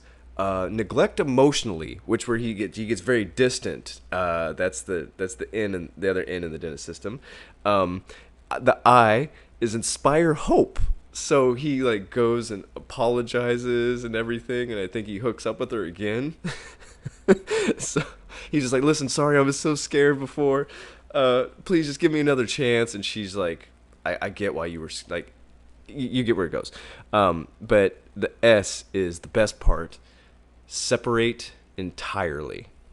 Where you just cut off all communication.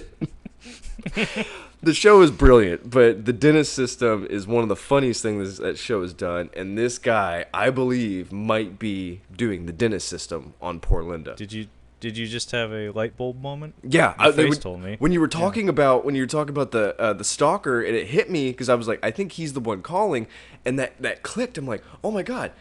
He, like you said, he's Dennis. He's Dennis systeming her. It's so crazy. I got to recommend this to my buddy who watches It's Always Sunny. I'm like, you have to watch this documentary. I swear to God, he's doing the Dennis system to her. Yeah, you should definitely sell it like that, because I bet they would have a lot of fun. Because from that description, yeah, 100%. And I think narcissistic personality fits him to a T. Yeah, Elliot, that is. But thanks for sharing. I had no idea about that, but that sounds great. Sorry, we got off track there, but that's not off track. That's entirely relevant. Separate entirely. I think the closing title cards of this movie are him disappearing entirely from Halifax. Oh my god! So, yeah. Look at that! My gosh! He got to the end of the Dennis system. I have to post this on Reddit. Kung Fu Elliot. Kung Fu Elliot. Maybe he's a fan. Oh, you need to find out when that episode aired. It was in And if it aired, it's before this. It's 100% before this. If it aired in Halifax, because he may have seen it. He doesn't seem like the kind of guy that would watch It's Always Sunny in Philadelphia, but he just stays at home and watches movies and TV all day. So the dentist system is definitely something that could have possibly crossed his path. I'm sure if you're flipping channels, I mean, they ran a lot. That's like a heavily syndicated show on like FX and stuff. Yeah. And, I could totally see him seeing it. And also I could see him like being into like, was it Neil Strauss's The Game and stuff? Like the pickup artist shit. Because, I mean, based on the way he talks about himself, he does have a high opinion of himself and does think of himself as being capable of living that lifestyle. My goodness. So I could totally see him being supplied with this information that's meant to be comedic, but he like takes it to heart and he's like, "Oh yeah, I'm totally gonna do that tomorrow." Well, that's Dennis's sister in the show. Dennis says, "He's like, yeah, this is how I keep up my Playboy lifestyle. That's how I have this awesome Playboy lifestyle." She goes, "A Playboy? Is that how you see yourself?" No, man. I have to go back and watch this. I have to go back and I have to map out the dentist system in this movie. the dentist system progression of Kung Fu Elliot. This is incredible. Do it. Okay. So sorry. China. We'll get to China. China. Yeah. Elliot lands in China. They go to Nanyang. Elliot's teacher, Dr. Diana Lee, says that they call him Aoto because he is Japanese. Highly suspect, but cool. And then we get to meet Glenn and Ravi, two teenage boys, I think, that are like his classmates. And is the one the kid's the instructor's son? I think the kid on yes, yeah, Ravi, he's the instructor's son. Yeah. And we have a lot of clips of them sitting in like a hotel room on a bed, just speaking direct to camera. And we keep cutting back to them the entire time we're in China, which is they supply us with a lot of very important information. They shatter everything. They completely turn this into a movie that's not about making a movie. Exactly. And here we get a really kind of alarming scene when Elliot they go to a hospital in China. And Elliot goes over to the nursing station and he keeps asking people to translate for him, and he wants them to tell them, the people working at the hospital, that he has a nursing degree in Canada, a nursing bachelor's degree in Canada. Yeah. That's probably not right, but the point is he's trying to talk himself up because he's now in an environment where nobody knows him, and he has a lot of eyes focused on him. And we get to see him do this repeatedly, where he's telling blatant lies and asking people to translate for him and serve as like his introduction to strangers in China. He says the trip is supposed to be meant as an internship. Like this is supposed to be an idea. Like the point of them going to the hospital was to get an idea of what it would be like working in this kind of atmosphere. And that's what the son says. He's like, yeah, it's supposed to be an internship. And yeah, this is when I was just like, oh gosh, like can I still hate him? And this was the moment where I'm like, oh yes, Rochefort, very much so. Oh yes, yes, you can absolutely hate him. This part was driving me nuts. I'm like, if I was like standing there with him, I'm like, you've got to be fucking kidding me. I cannot be around this guy. Like, you tell them that I used to do what they did. That's what he says. He's like, I had a nursing. I used to do their job, and everybody's so polite to him over there. It's insane, like how how nice they are. And they shouldn't be. They shouldn't be. They really shouldn't be, especially when he's posing at the Great Wall and like masquerading as a movie star. Running up to strangers. I wish we would have recorded this right after I watched this because I was livid from this scene this pissed me off more than him in the hospital because he's at the. I'm like, yes, I can hate him. He's at the Great Wall of China. Holy shit! I mean, the Great Wall of China is. It just gloss over real quick like how much time and how big of like an achievement this is. This is incredible. It's a wonder of the world. It's a wonder of the world. It's the only structure I think visible from space. It's not actually visible from space. That's a common misconception. It was somebody I think wrote that the Great Wall of China you'd be able to see from space, but that's not actually true. You can't actually see it. they're just saying it was that grand. Yeah, I know. But it doesn't matter if you can see it from space or not. At some point, yes, you can see it from space, but it's not just like, oh, you see Earth and then the Great Wall. It's a huge deal, and like this is something people like really want to go see. I'm like, wow, like just to sit there and like stand and like think about all the time and effort went into this. And he's there telling people that he's doing a movie with Jackie Chan and that he's a fucking movie star. And I was actually surprised. I was going to be mad if he started getting shots at the Great Wall of China, like trying to get filming shots, like making people that are in this group do that. He doesn't, from what I can gather, that at least that's what we're told. No. But yeah, this is where I was really like, you have got to be kidding me. Oof. No, I never actually noticed him doing any shots while he was there, actually. Like, he didn't. No, that's what I'm saying. I'm surprised. I didn't notice him do any filming, but yeah, he's basically just running up to strangers and offering photo ops with them. Quite a few. They don't know. Yeah, a lot of people take him up on the offer, and he like claims to be a big action star in Canada. And yeah, he does in fact say that he is making a movie with Jackie Chan, and Ravi is very quick to point out that at this point in time, this was not always the case. In fact, nowadays Jackie Chan is very much making films, but at that point in time, Ravi does point out that it's like, Jackie Chan's not really making movies right now. Like, he's semi-retired. He says Jackie Chan doesn't make movies anymore. So he knows this is a false statement. Yeah. Yeah. It's partially true. And yeah, he's right to suspect that. And then Elliot, in the back seat of a van when they're driving around, he does mention that someone in Beijing made a fan page for him on Facebook, which I'll be very quick to point out Facebook is banned in China as far as I know. So that's a fucking lie. That's funny.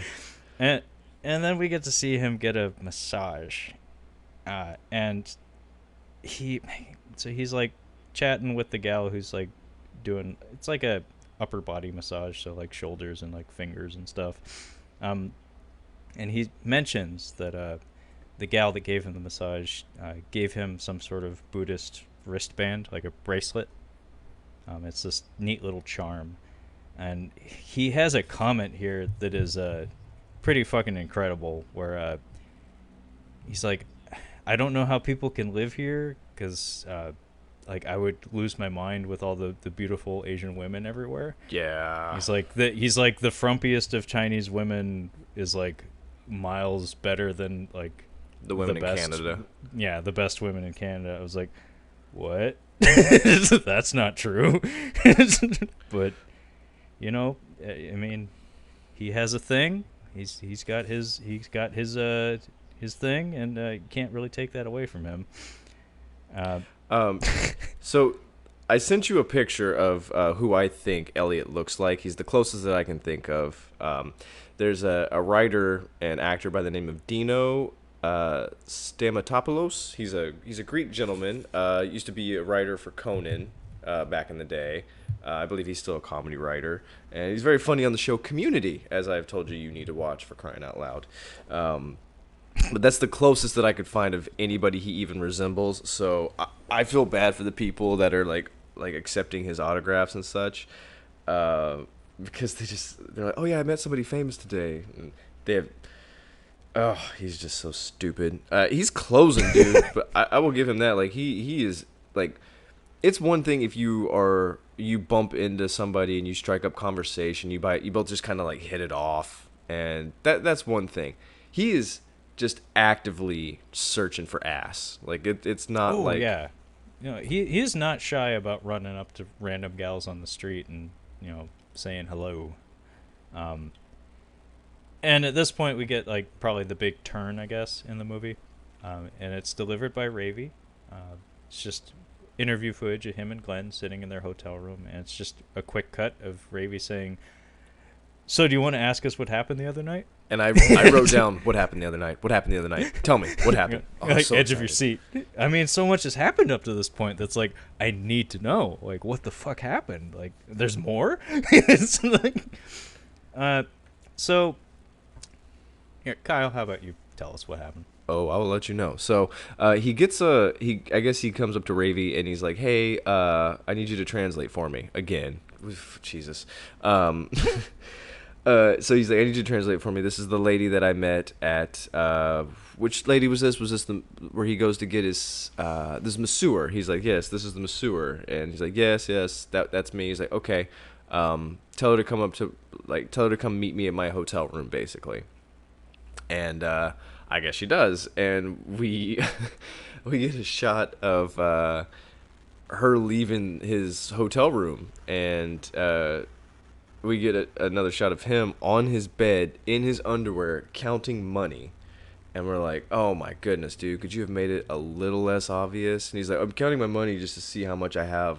Like, he gives like some bullshit excuse of why he's counting his money. And then I love this that they put that in there. He yawns. He's like, oh man, like I wasn't doing anything. She was just giving me a massage and everything. I like the yawn in there. No, he just paid for a prostitute. And I'm not saying that prostitutes dress a certain way or there's anything wrong with the way that she was dressed, but I don't think a masseur dresses like that to do a job at a hotel room without their masseuse table.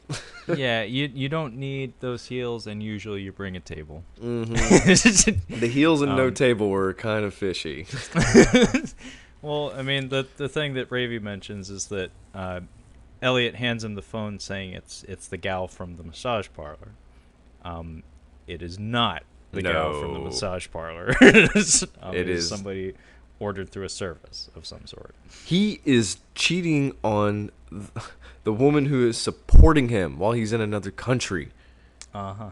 Ugh. Yeah, he's in his red underwear in bed talking to the camera, counting his money, and basically he's saying, this makes it even worse, because he says he's counting his money because he wants to see if he has enough for food for the next 2 weeks, as well as a ring that Linda and he, I guess, had talked about. He was going to get her a ring while he was in China.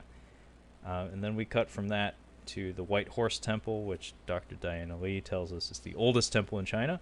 Yeah. And, of course, Elliot gets some digits from some what look like very young girls, probably teenagers. Yeah. And he gets the digits, though. And at this point, Dr. Diana Lee starts to get wise to what he's up to. Yeah. And she's being tactful about it. Like, she's not, like, yelling at him or being awful to him, but she knows what he's about, and she's trying to put some distance between the two of them. She keeps pointing out that, like, you're just here for the women. Like, I know. I've seen it. I know that you're not a good student. You're just kind of fucking around out here. And she tries to, like, put him on the straight and narrow. She explains to him a little bit of Chinese philosophy, this concept, she calls it wuxi. She says basically this life does not have a shortcut, and like respect is essential to living. And she's basically telling him direct to his face, like, quit fucking around. I like that. I like that term. Like, life is not, like, there's no shortcuts in life. Like, life is not a shortcut. I'm like, I like that. That's nice. That's a good. Yeah. It's a good thought to keep in your mind. Yeah. Oldest temple in China, and he's just like hitting on chicks. I'm like, you're at the old. Do you know how old? Do you know how big China is? And you're in the oldest temple in China that's still standing. Like, that's fucking incredible, dude. Maybe you should, go check it out. Like, I mean, I definitely want to go see that. I'm like, I'm taking pictures, and I'm gonna be asking some questions. I'm kind of curious about this. Maybe a little bit, but it needs to be said he is wearing a red Chinese garment. So he is a chameleon. Gosh. He is adopting the culture as his own. He's doing the Steven Seagal. Yeah, I have, my God, his outfit. I'm like, if you want to wear it in your own home, that's fine. Like, that's fine. Or even, like, if you're going to the video store and you're like, I don't want to change out of it, nobody's really gonna care. But you are wearing that outfit in China. I'm like, dude, you've got to be kidding me. Like, oof. Yeah, so Ravy points out to us that Elliot told him the tattoo on his arm is in remembrance of his first wife who died. It's just a small detail, but it's worth pointing out. And then we go to the Jade Jewelry Center, where presumably Elliot is going to buy a ring. Big surprise, he doesn't buy anything. No. And now we arrive at the Shaolin Temple, which features the monk who I think we mentioned earlier, and this sequence was just glorious. Yeah, this is just amazing. So Elliot at the Shaolin fucking temple asked to be introduced as a Canadian martial arts champion, and he gets an audience with, I don't know how the hierarchy works in the temple, but I would assume a monk of high standing in the temple, somebody who can serve as an ambassador to the public and whatnot. And this monk sniffs out his bullshit immediately. Immediately. It's kind of amazing. He just, you could like see his eyes narrow, and he's just like, nah. It's just nah. Well, first of all, I'm not saying that that Elliot's a fat guy. He's not fat at all. He's just not fit. He's not fit like a martial artist is fit. Martial artists are fit because they're martial artists, and they exercise and train, and they eat right, and he is not those things. Yeah. Well, and there's a grace that comes from, there's an educated way of moving that people who apply themselves physically carry about them. Like, for instance, like a lifelong wrestler or something, a lot of times they have like a weird posture where like their head is like pushed forward, and they kind of like move in a certain way. Mm-hmm. Like anybody who is used to moving their body in a certain way has like either a grace or a snap to the way they move, and he has none of that. Like, every movement he has is uncertain, and there's no ability behind it. And so from the get-go, this monk probably looked him up and down and was like, whatever, man. Yeah. But this monk asks him to demonstrate a kick. And I would make up something like, oh, no, I pulled, my back is injured. I can't do anything. Just anything to not do this. But no, I don't. This guy has way more confidence than I do. He commits. Oh. He commits to this shit. Elliot puts his leg up, and he very gingerly, like, takes a second to like center himself, and he puts his leg up and just kind of like half-assed sticks it out, and the monk just like gets impatient with him for a second. He's like, oh, too slow. Like, yeah. Come on, man. Like, I'm asking you to kick here, not like show me your ass crack. And he demonstrates like just without thinking at all. He just like sticks out a kick, and he's just like that. And Elliot tries to replicate the motion, and it's kind of pathetic. And then at some point he tries another kick, and the monk actually catches his leg and looks him dead in the eye and asks him, do you want to fall down? Because that's what's going to happen. He's like, I have your leg, and if I let go, you're going to fall down. And he like kind of very gracefully just like puts him on his ass. He gracefully puts him on the ground. I wish he wouldn't he have. doesn't throw him or anything. But. I wish he would have tried it, and he just would have shut that shit down, like put him into check and like into reality. Like, dude, you are not, you're not nothing, not nothing. Mm-hmm. And at some point, like, this monk is, I mean, he's a monk, but at the same time, he has a sense of humor. Yeah. You can tell that the doctor is like translating for Elliot, who is still spouting bullshit about how awesome his martial arts prowess is and how he has many titles over there. And the monk keeps laughing every time the doctor talks to him. And probably the most humbling portion of this entire sequence, which is, again, glorious, is he puts Elliot in a horse stance, which basically it's like a deep squat. Yeah. And he tells him, we do this like 30 minutes. Like, how, and actually, this is not the first time. He actually asks him many times, like, we do this. How about you? Mm-hmm. Like, it's like, we train like 6 hours a day here. How about you, martial arts champion? And in the horse stance, he's like, we do this 30 minutes. 30 minutes, yeah. How about you? Yeah, how about you? And Elliot can't even get into that posture without help. And then the best part, though, is that he gets pushed into this horse stance. And then he starts to stand up because you can tell he's uncomfortable. Like, it hurts. It's not a pleasant way to be. And the monk just, like, shouts at him and sticks his palm out and says, don't move. He's like, don't you do it. Don't get up. He says, don't move. And he ducks back into it.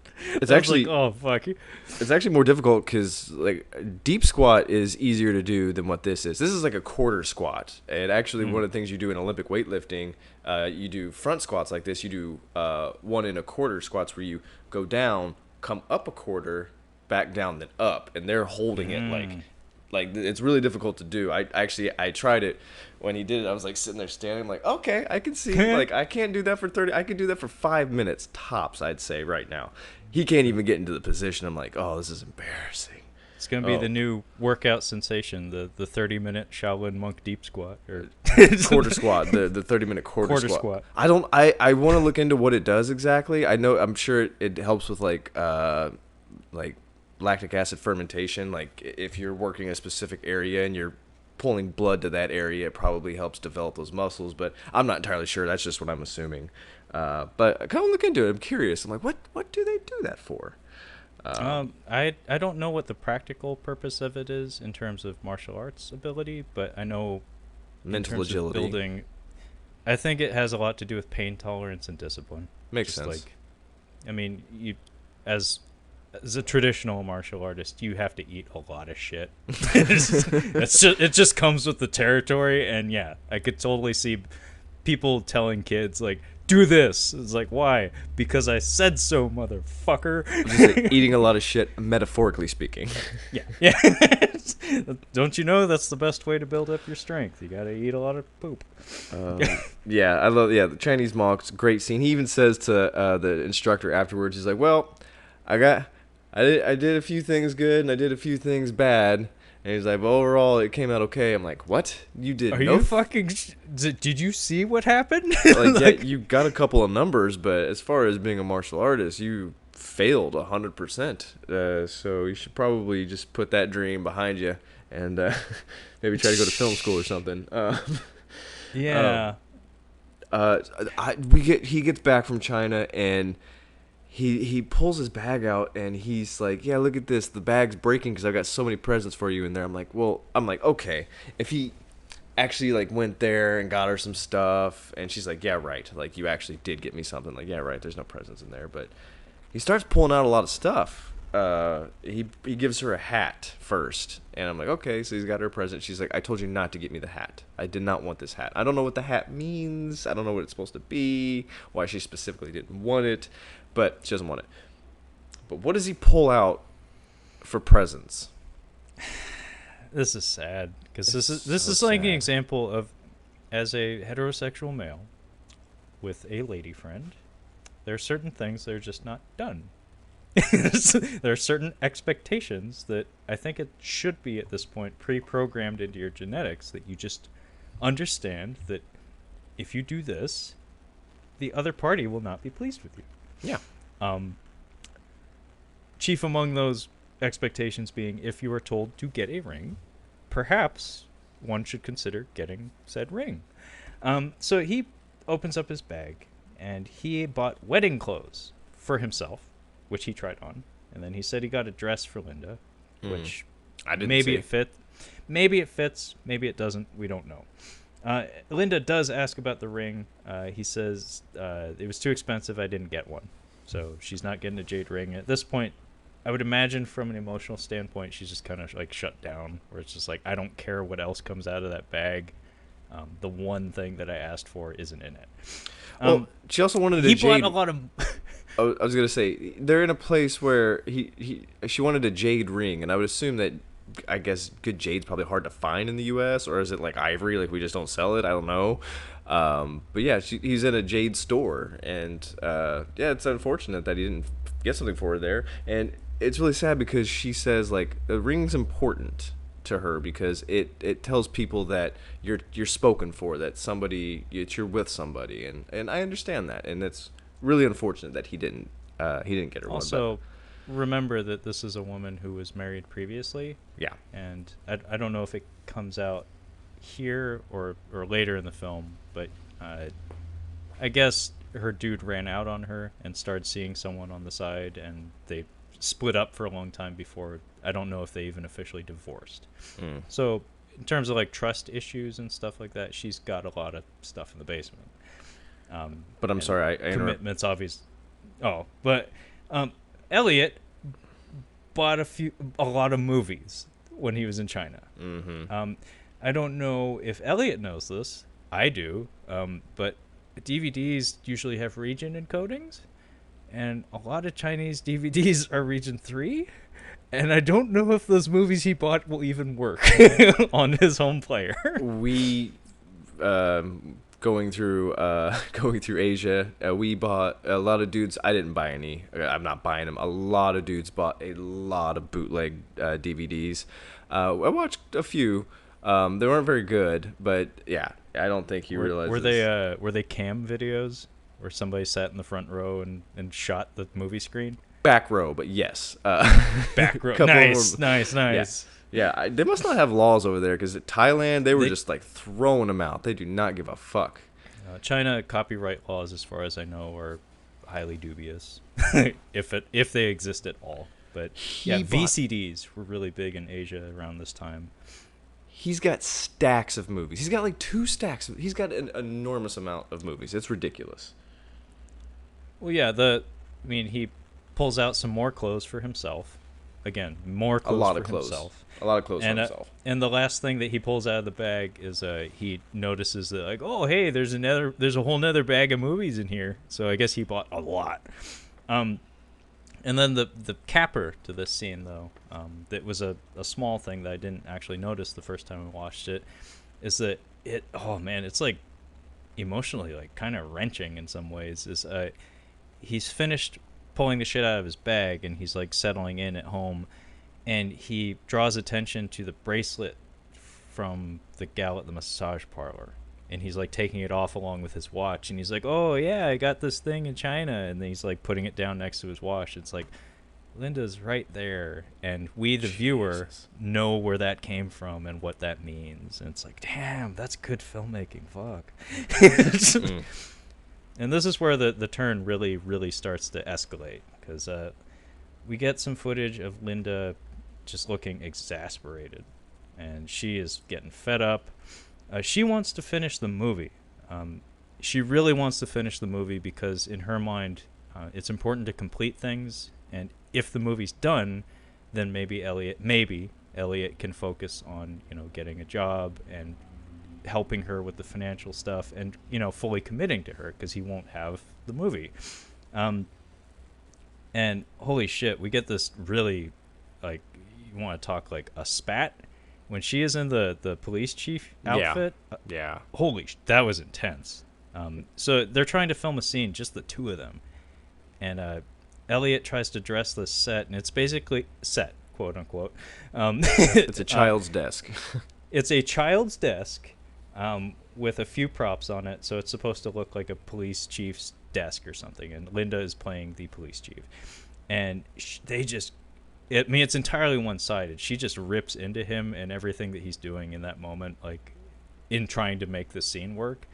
And oof, it's a fly on the wall scene where it's like, yep, this is human relationship drama at its worst. I won't go into much more detail than that, but it's pretty fucking intense. And again, the director interjects, and he actually asks from behind the camera, when is Elliot going to get a ring? And I think this scene is conducted outside of a bar. Elliot's in a white gi getting ready to film a scene in there. And Elliot laughs it off, and he claims he thinks women don't need rings. And he also mentions that production is going to continue for some time. Like, for the foreseeable future, we're just going to be doing blood fight. So you can tell he and Linda are on very, very different pages right now. It's like she wants to be done, and he's like, oh no, we got plenty more to do. And then we get the scene in the bar, and this whole sequence is just oof.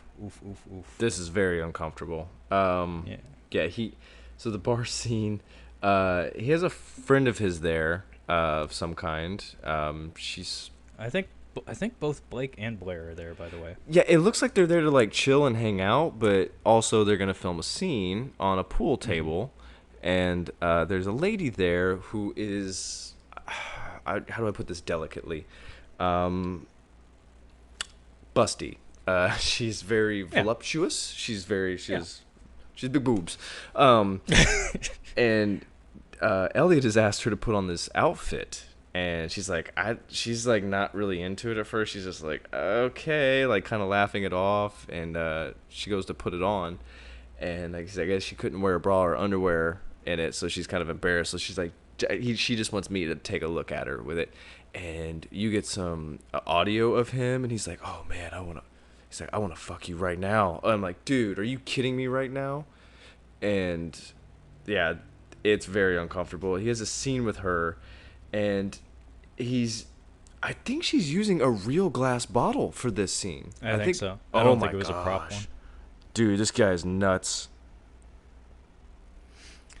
Yeah, so she's supposed to be attacking him on the pool table, and she's like holding a broken beer bottle up to his face, and they're like going through some blocking. And while she's laying on top of him on the pool table, he cops a feel, and she kind of laughs about it, and you can tell that like she's not terribly offended by it. Like she's okay with this.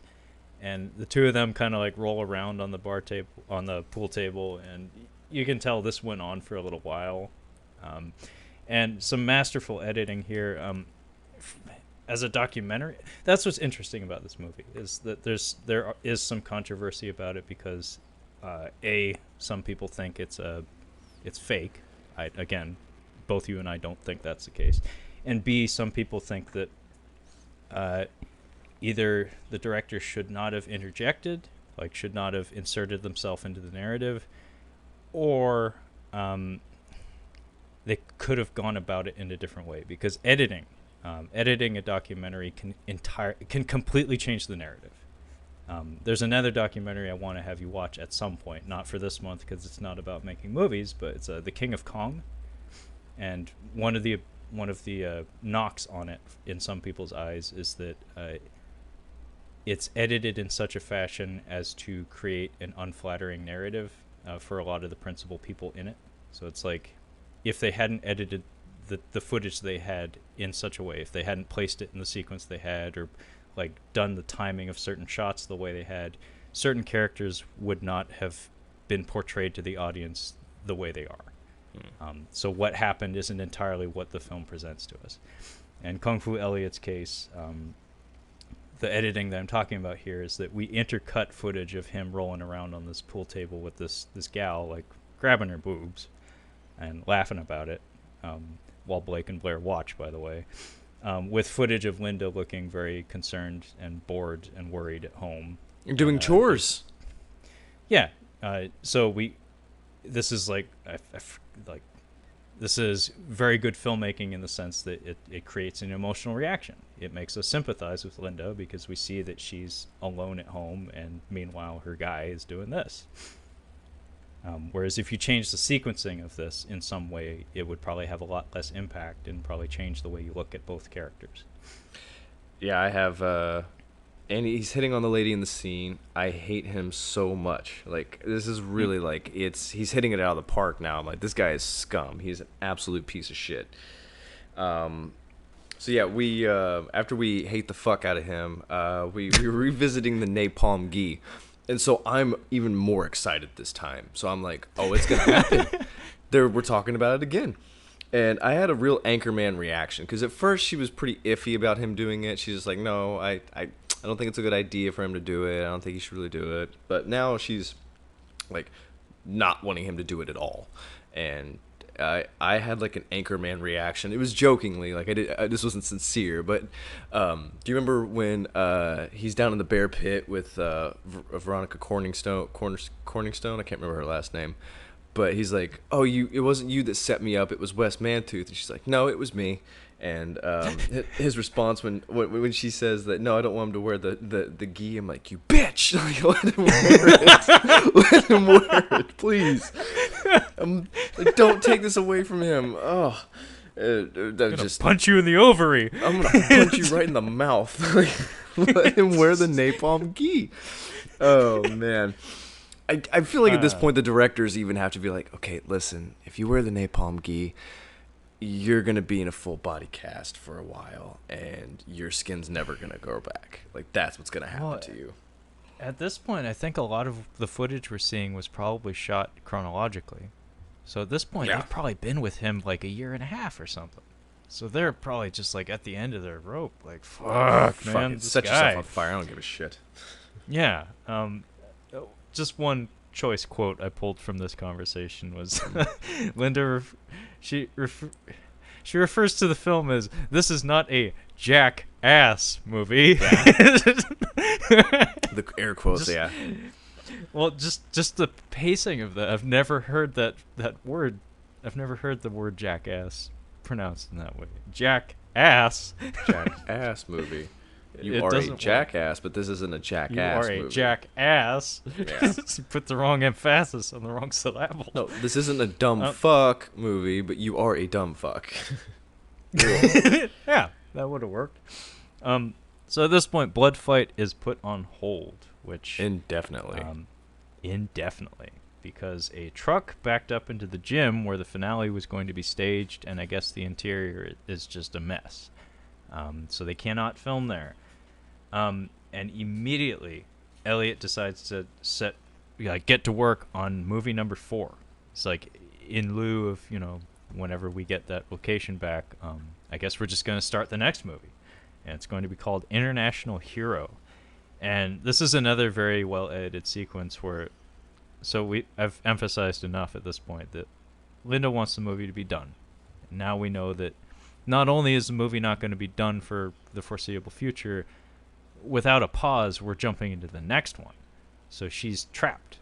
Like, this is like a nightmare for her. It's like her guy that she really, really, really wants to love just will not listen to her pleas. And we get this really lovely edited sequence where sad opera music is playing over Linda, like following Elliot into the woods. And she just has this like look about her where you can tell she's just kind of like going through the motions. She's kind of on autopilot. She's done. Yeah. Yeah, she's done. out. And they have a little argument when they're trying to film some stuff. And yeah, she can't take it anymore. So this is her nightmare, kind of, is being trapped forever, taking care of this man-child, making movies with him, when really she just wants to live with him and be happy. And then we get this grand reveal sequence where it's Linda doing a direct-to-camera interview in a studio.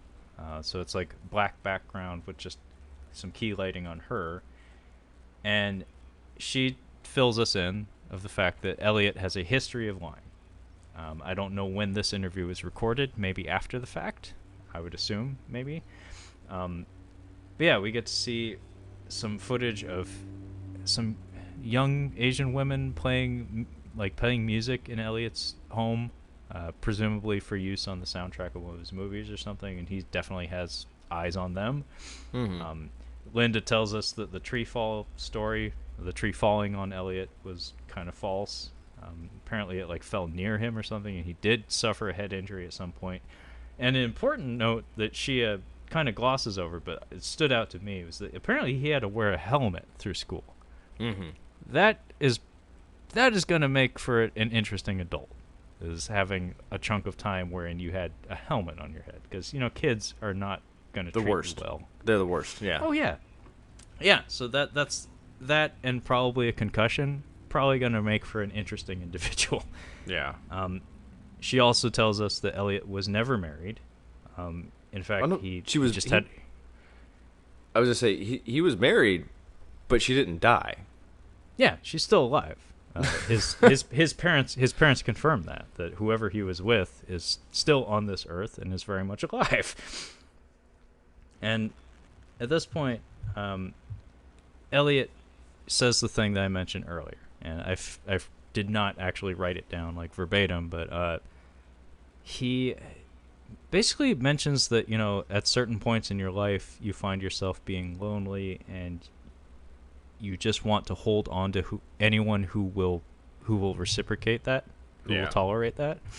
And to me, that's why the two of these people are together. Mm-hmm. Because she had a failed marriage, he had a need for someone to basically take care of him, and they just found each other. And it's just two very sad, lonely people that needed someone. Didn't matter if they were good, just a person. And it's kind of interesting how candid and just loose he is with this comment. And he only does this a few times in the movie, where he says some pretty revelatory things, but just kind of offhand. And this one really jumped out at me this time. And at this point, it's all but confirmed that the prank calls were also Elliot. We already knew that, though.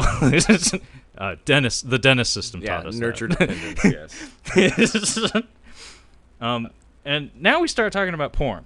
Dude, this turn, like, I was not expecting this. This turned into, like, I already wasn't expecting him to be a piece of shit like this.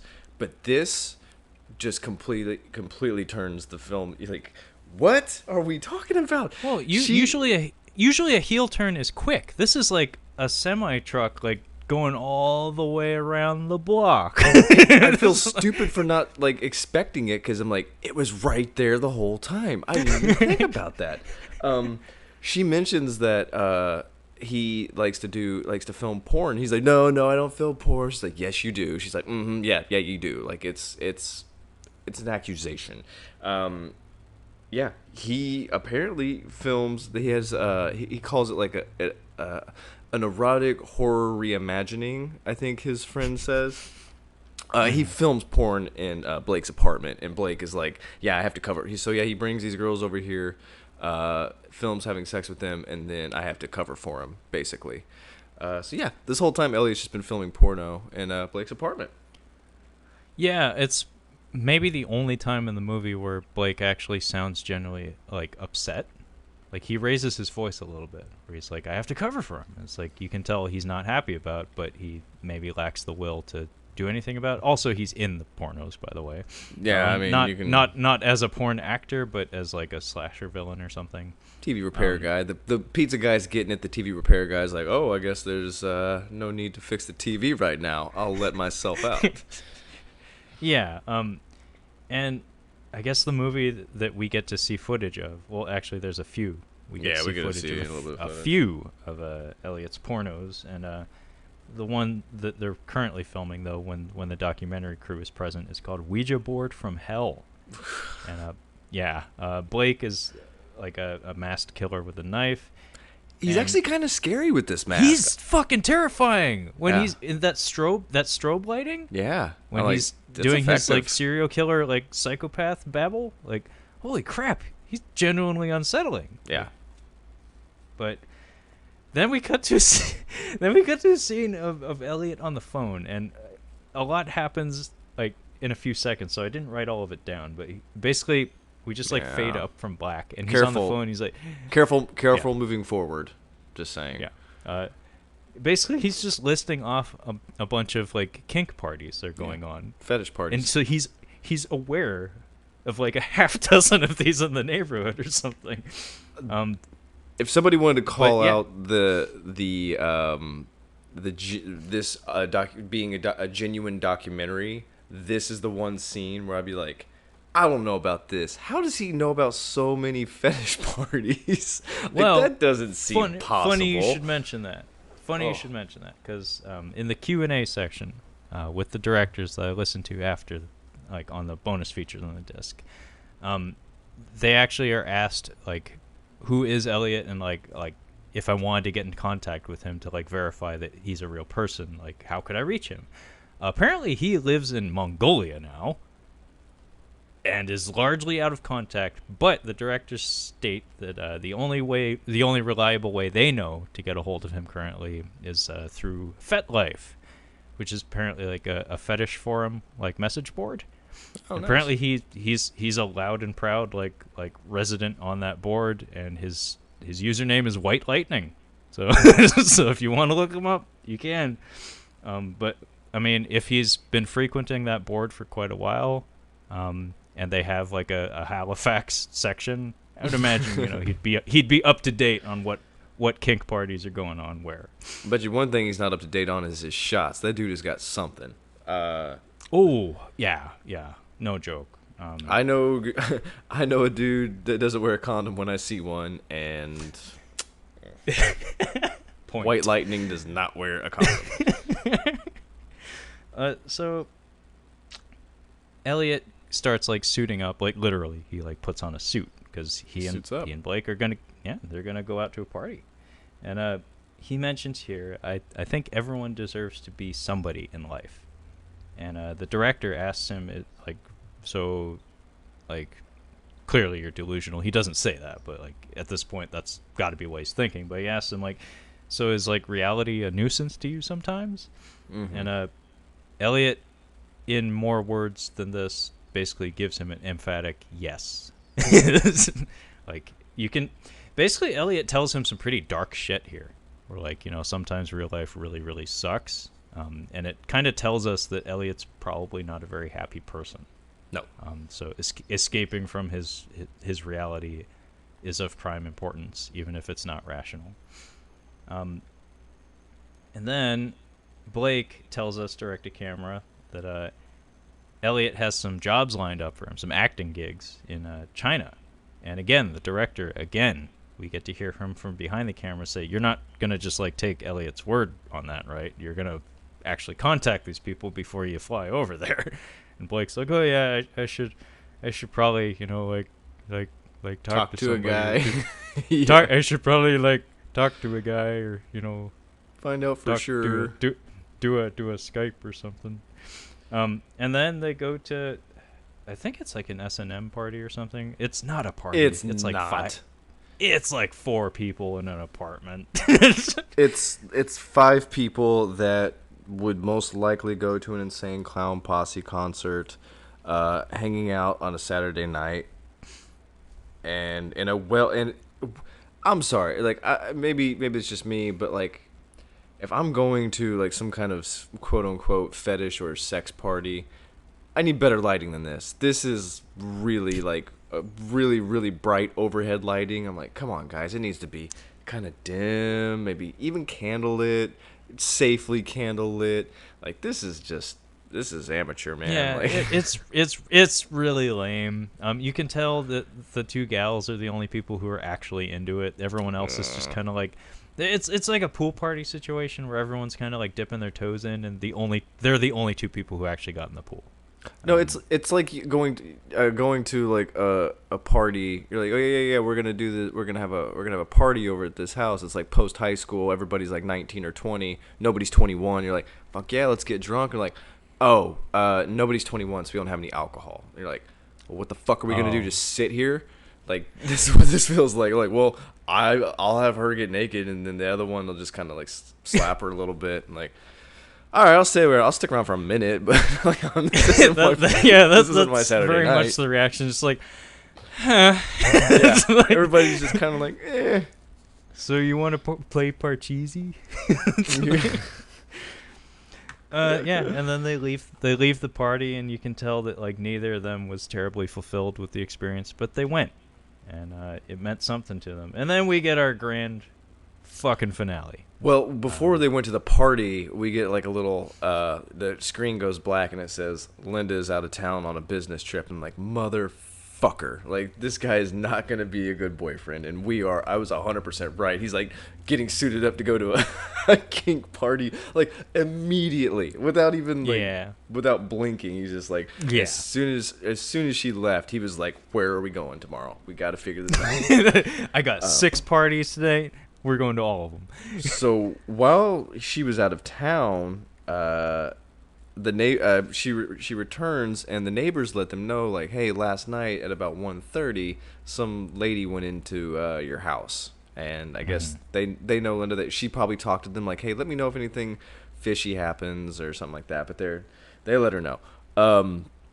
And somebody told me this a long time ago. Don't fuck with people, and like don't mess with strangers in their relationship. Honestly, these neighbors made a big mistake by letting her know this, because if this had been a worse person, they could have gotten shot easily, because you don't fuck with people's relationships. Like, I saw somebody coming out of there, like, no, keep your mouth shut. It's none of your business, even if they ask you to do it, unless they're a close personal friend. Maybe if the circumstances are right. But don't just be throwing yourself into people's shit. Don't do that. Fortunately, it's Canada, so you only have to worry about getting pounded as opposed to shot in the face. Yeah, I do like it says pounded. Are you going to pound me, motherfucker? There's a lot of repetition of pounded, and it always made me laugh. Yeah. So this is the sequence where I'm convinced that this isn't fake, because this seems like a real reaction that happens. But so the neighbors told Linda, and she's already done. She's like, you can tell just from the filming so far, like, she's done with this relationship. She wants out, and now she has more than enough. Like, she has a good reason to. So she confronts him about it, and he's not very good at lying here. Like, he's really, really bad. at it. Surprisingly, I'm like, this guy's a crazy person, and he's not good at lying on the spot like this. He's a pathological liar, but I don't know if it's because he had a long night or whatever, but he is on his heels immediately. Like, he has nothing. Like, he has no good explanations for any of the questions being thrown at him. And it all comes across as very, very disingenuous, like, from the get-go.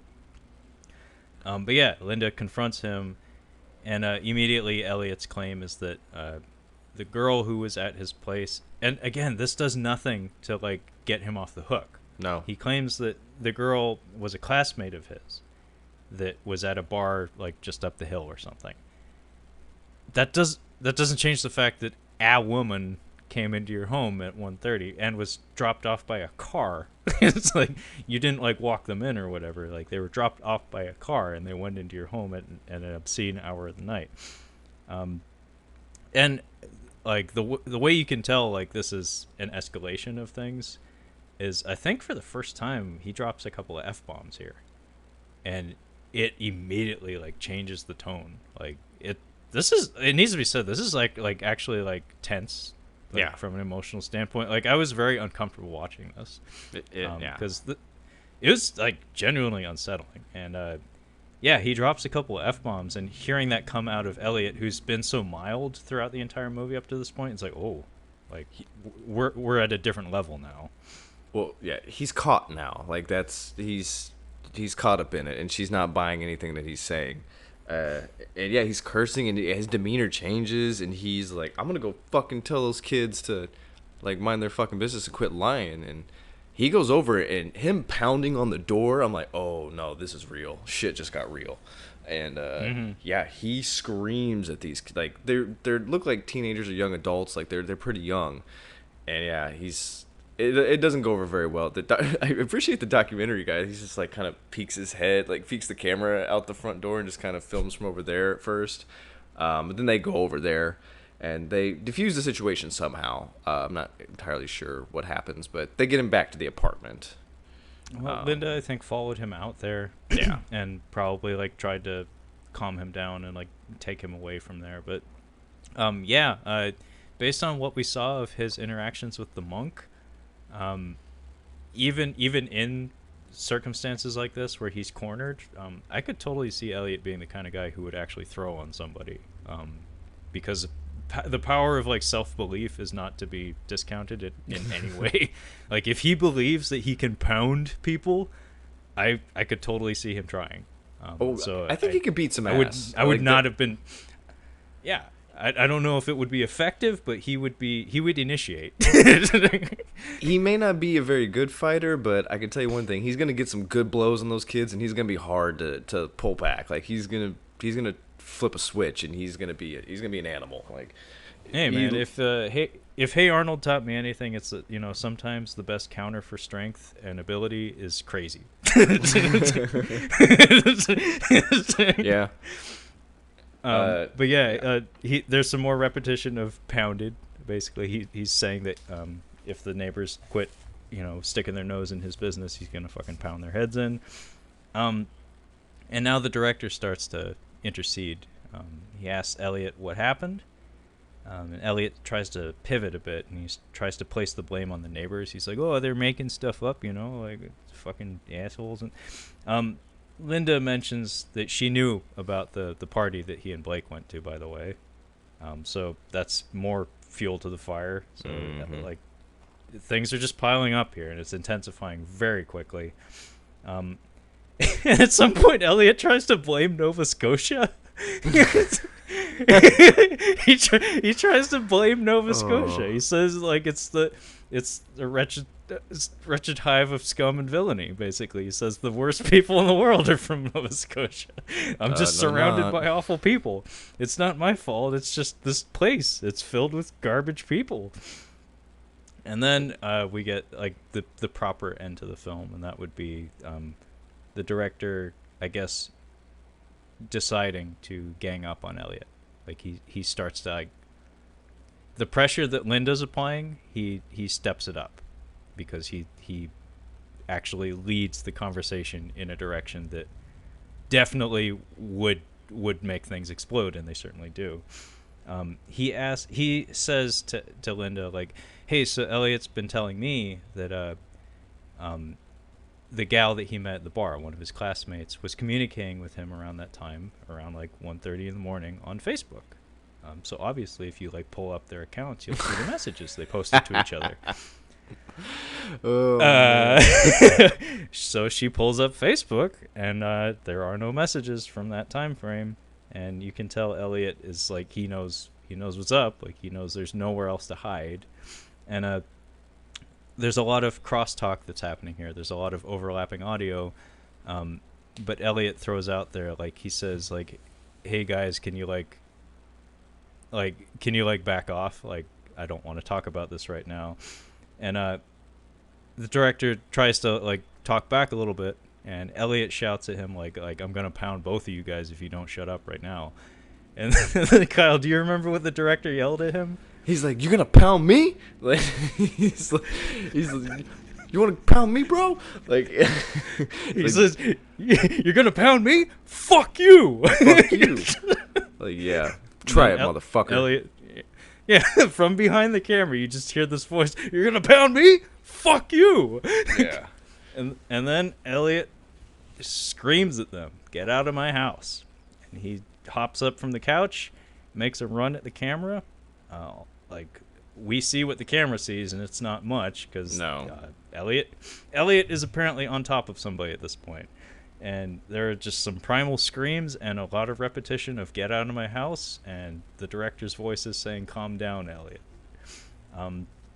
The directors in their Q&A did say that, yeah, Elliot did attack them. Like, he did throw some punches, and he did like forcibly attempt to remove them from his home, which I think is actually Linda's home. It is.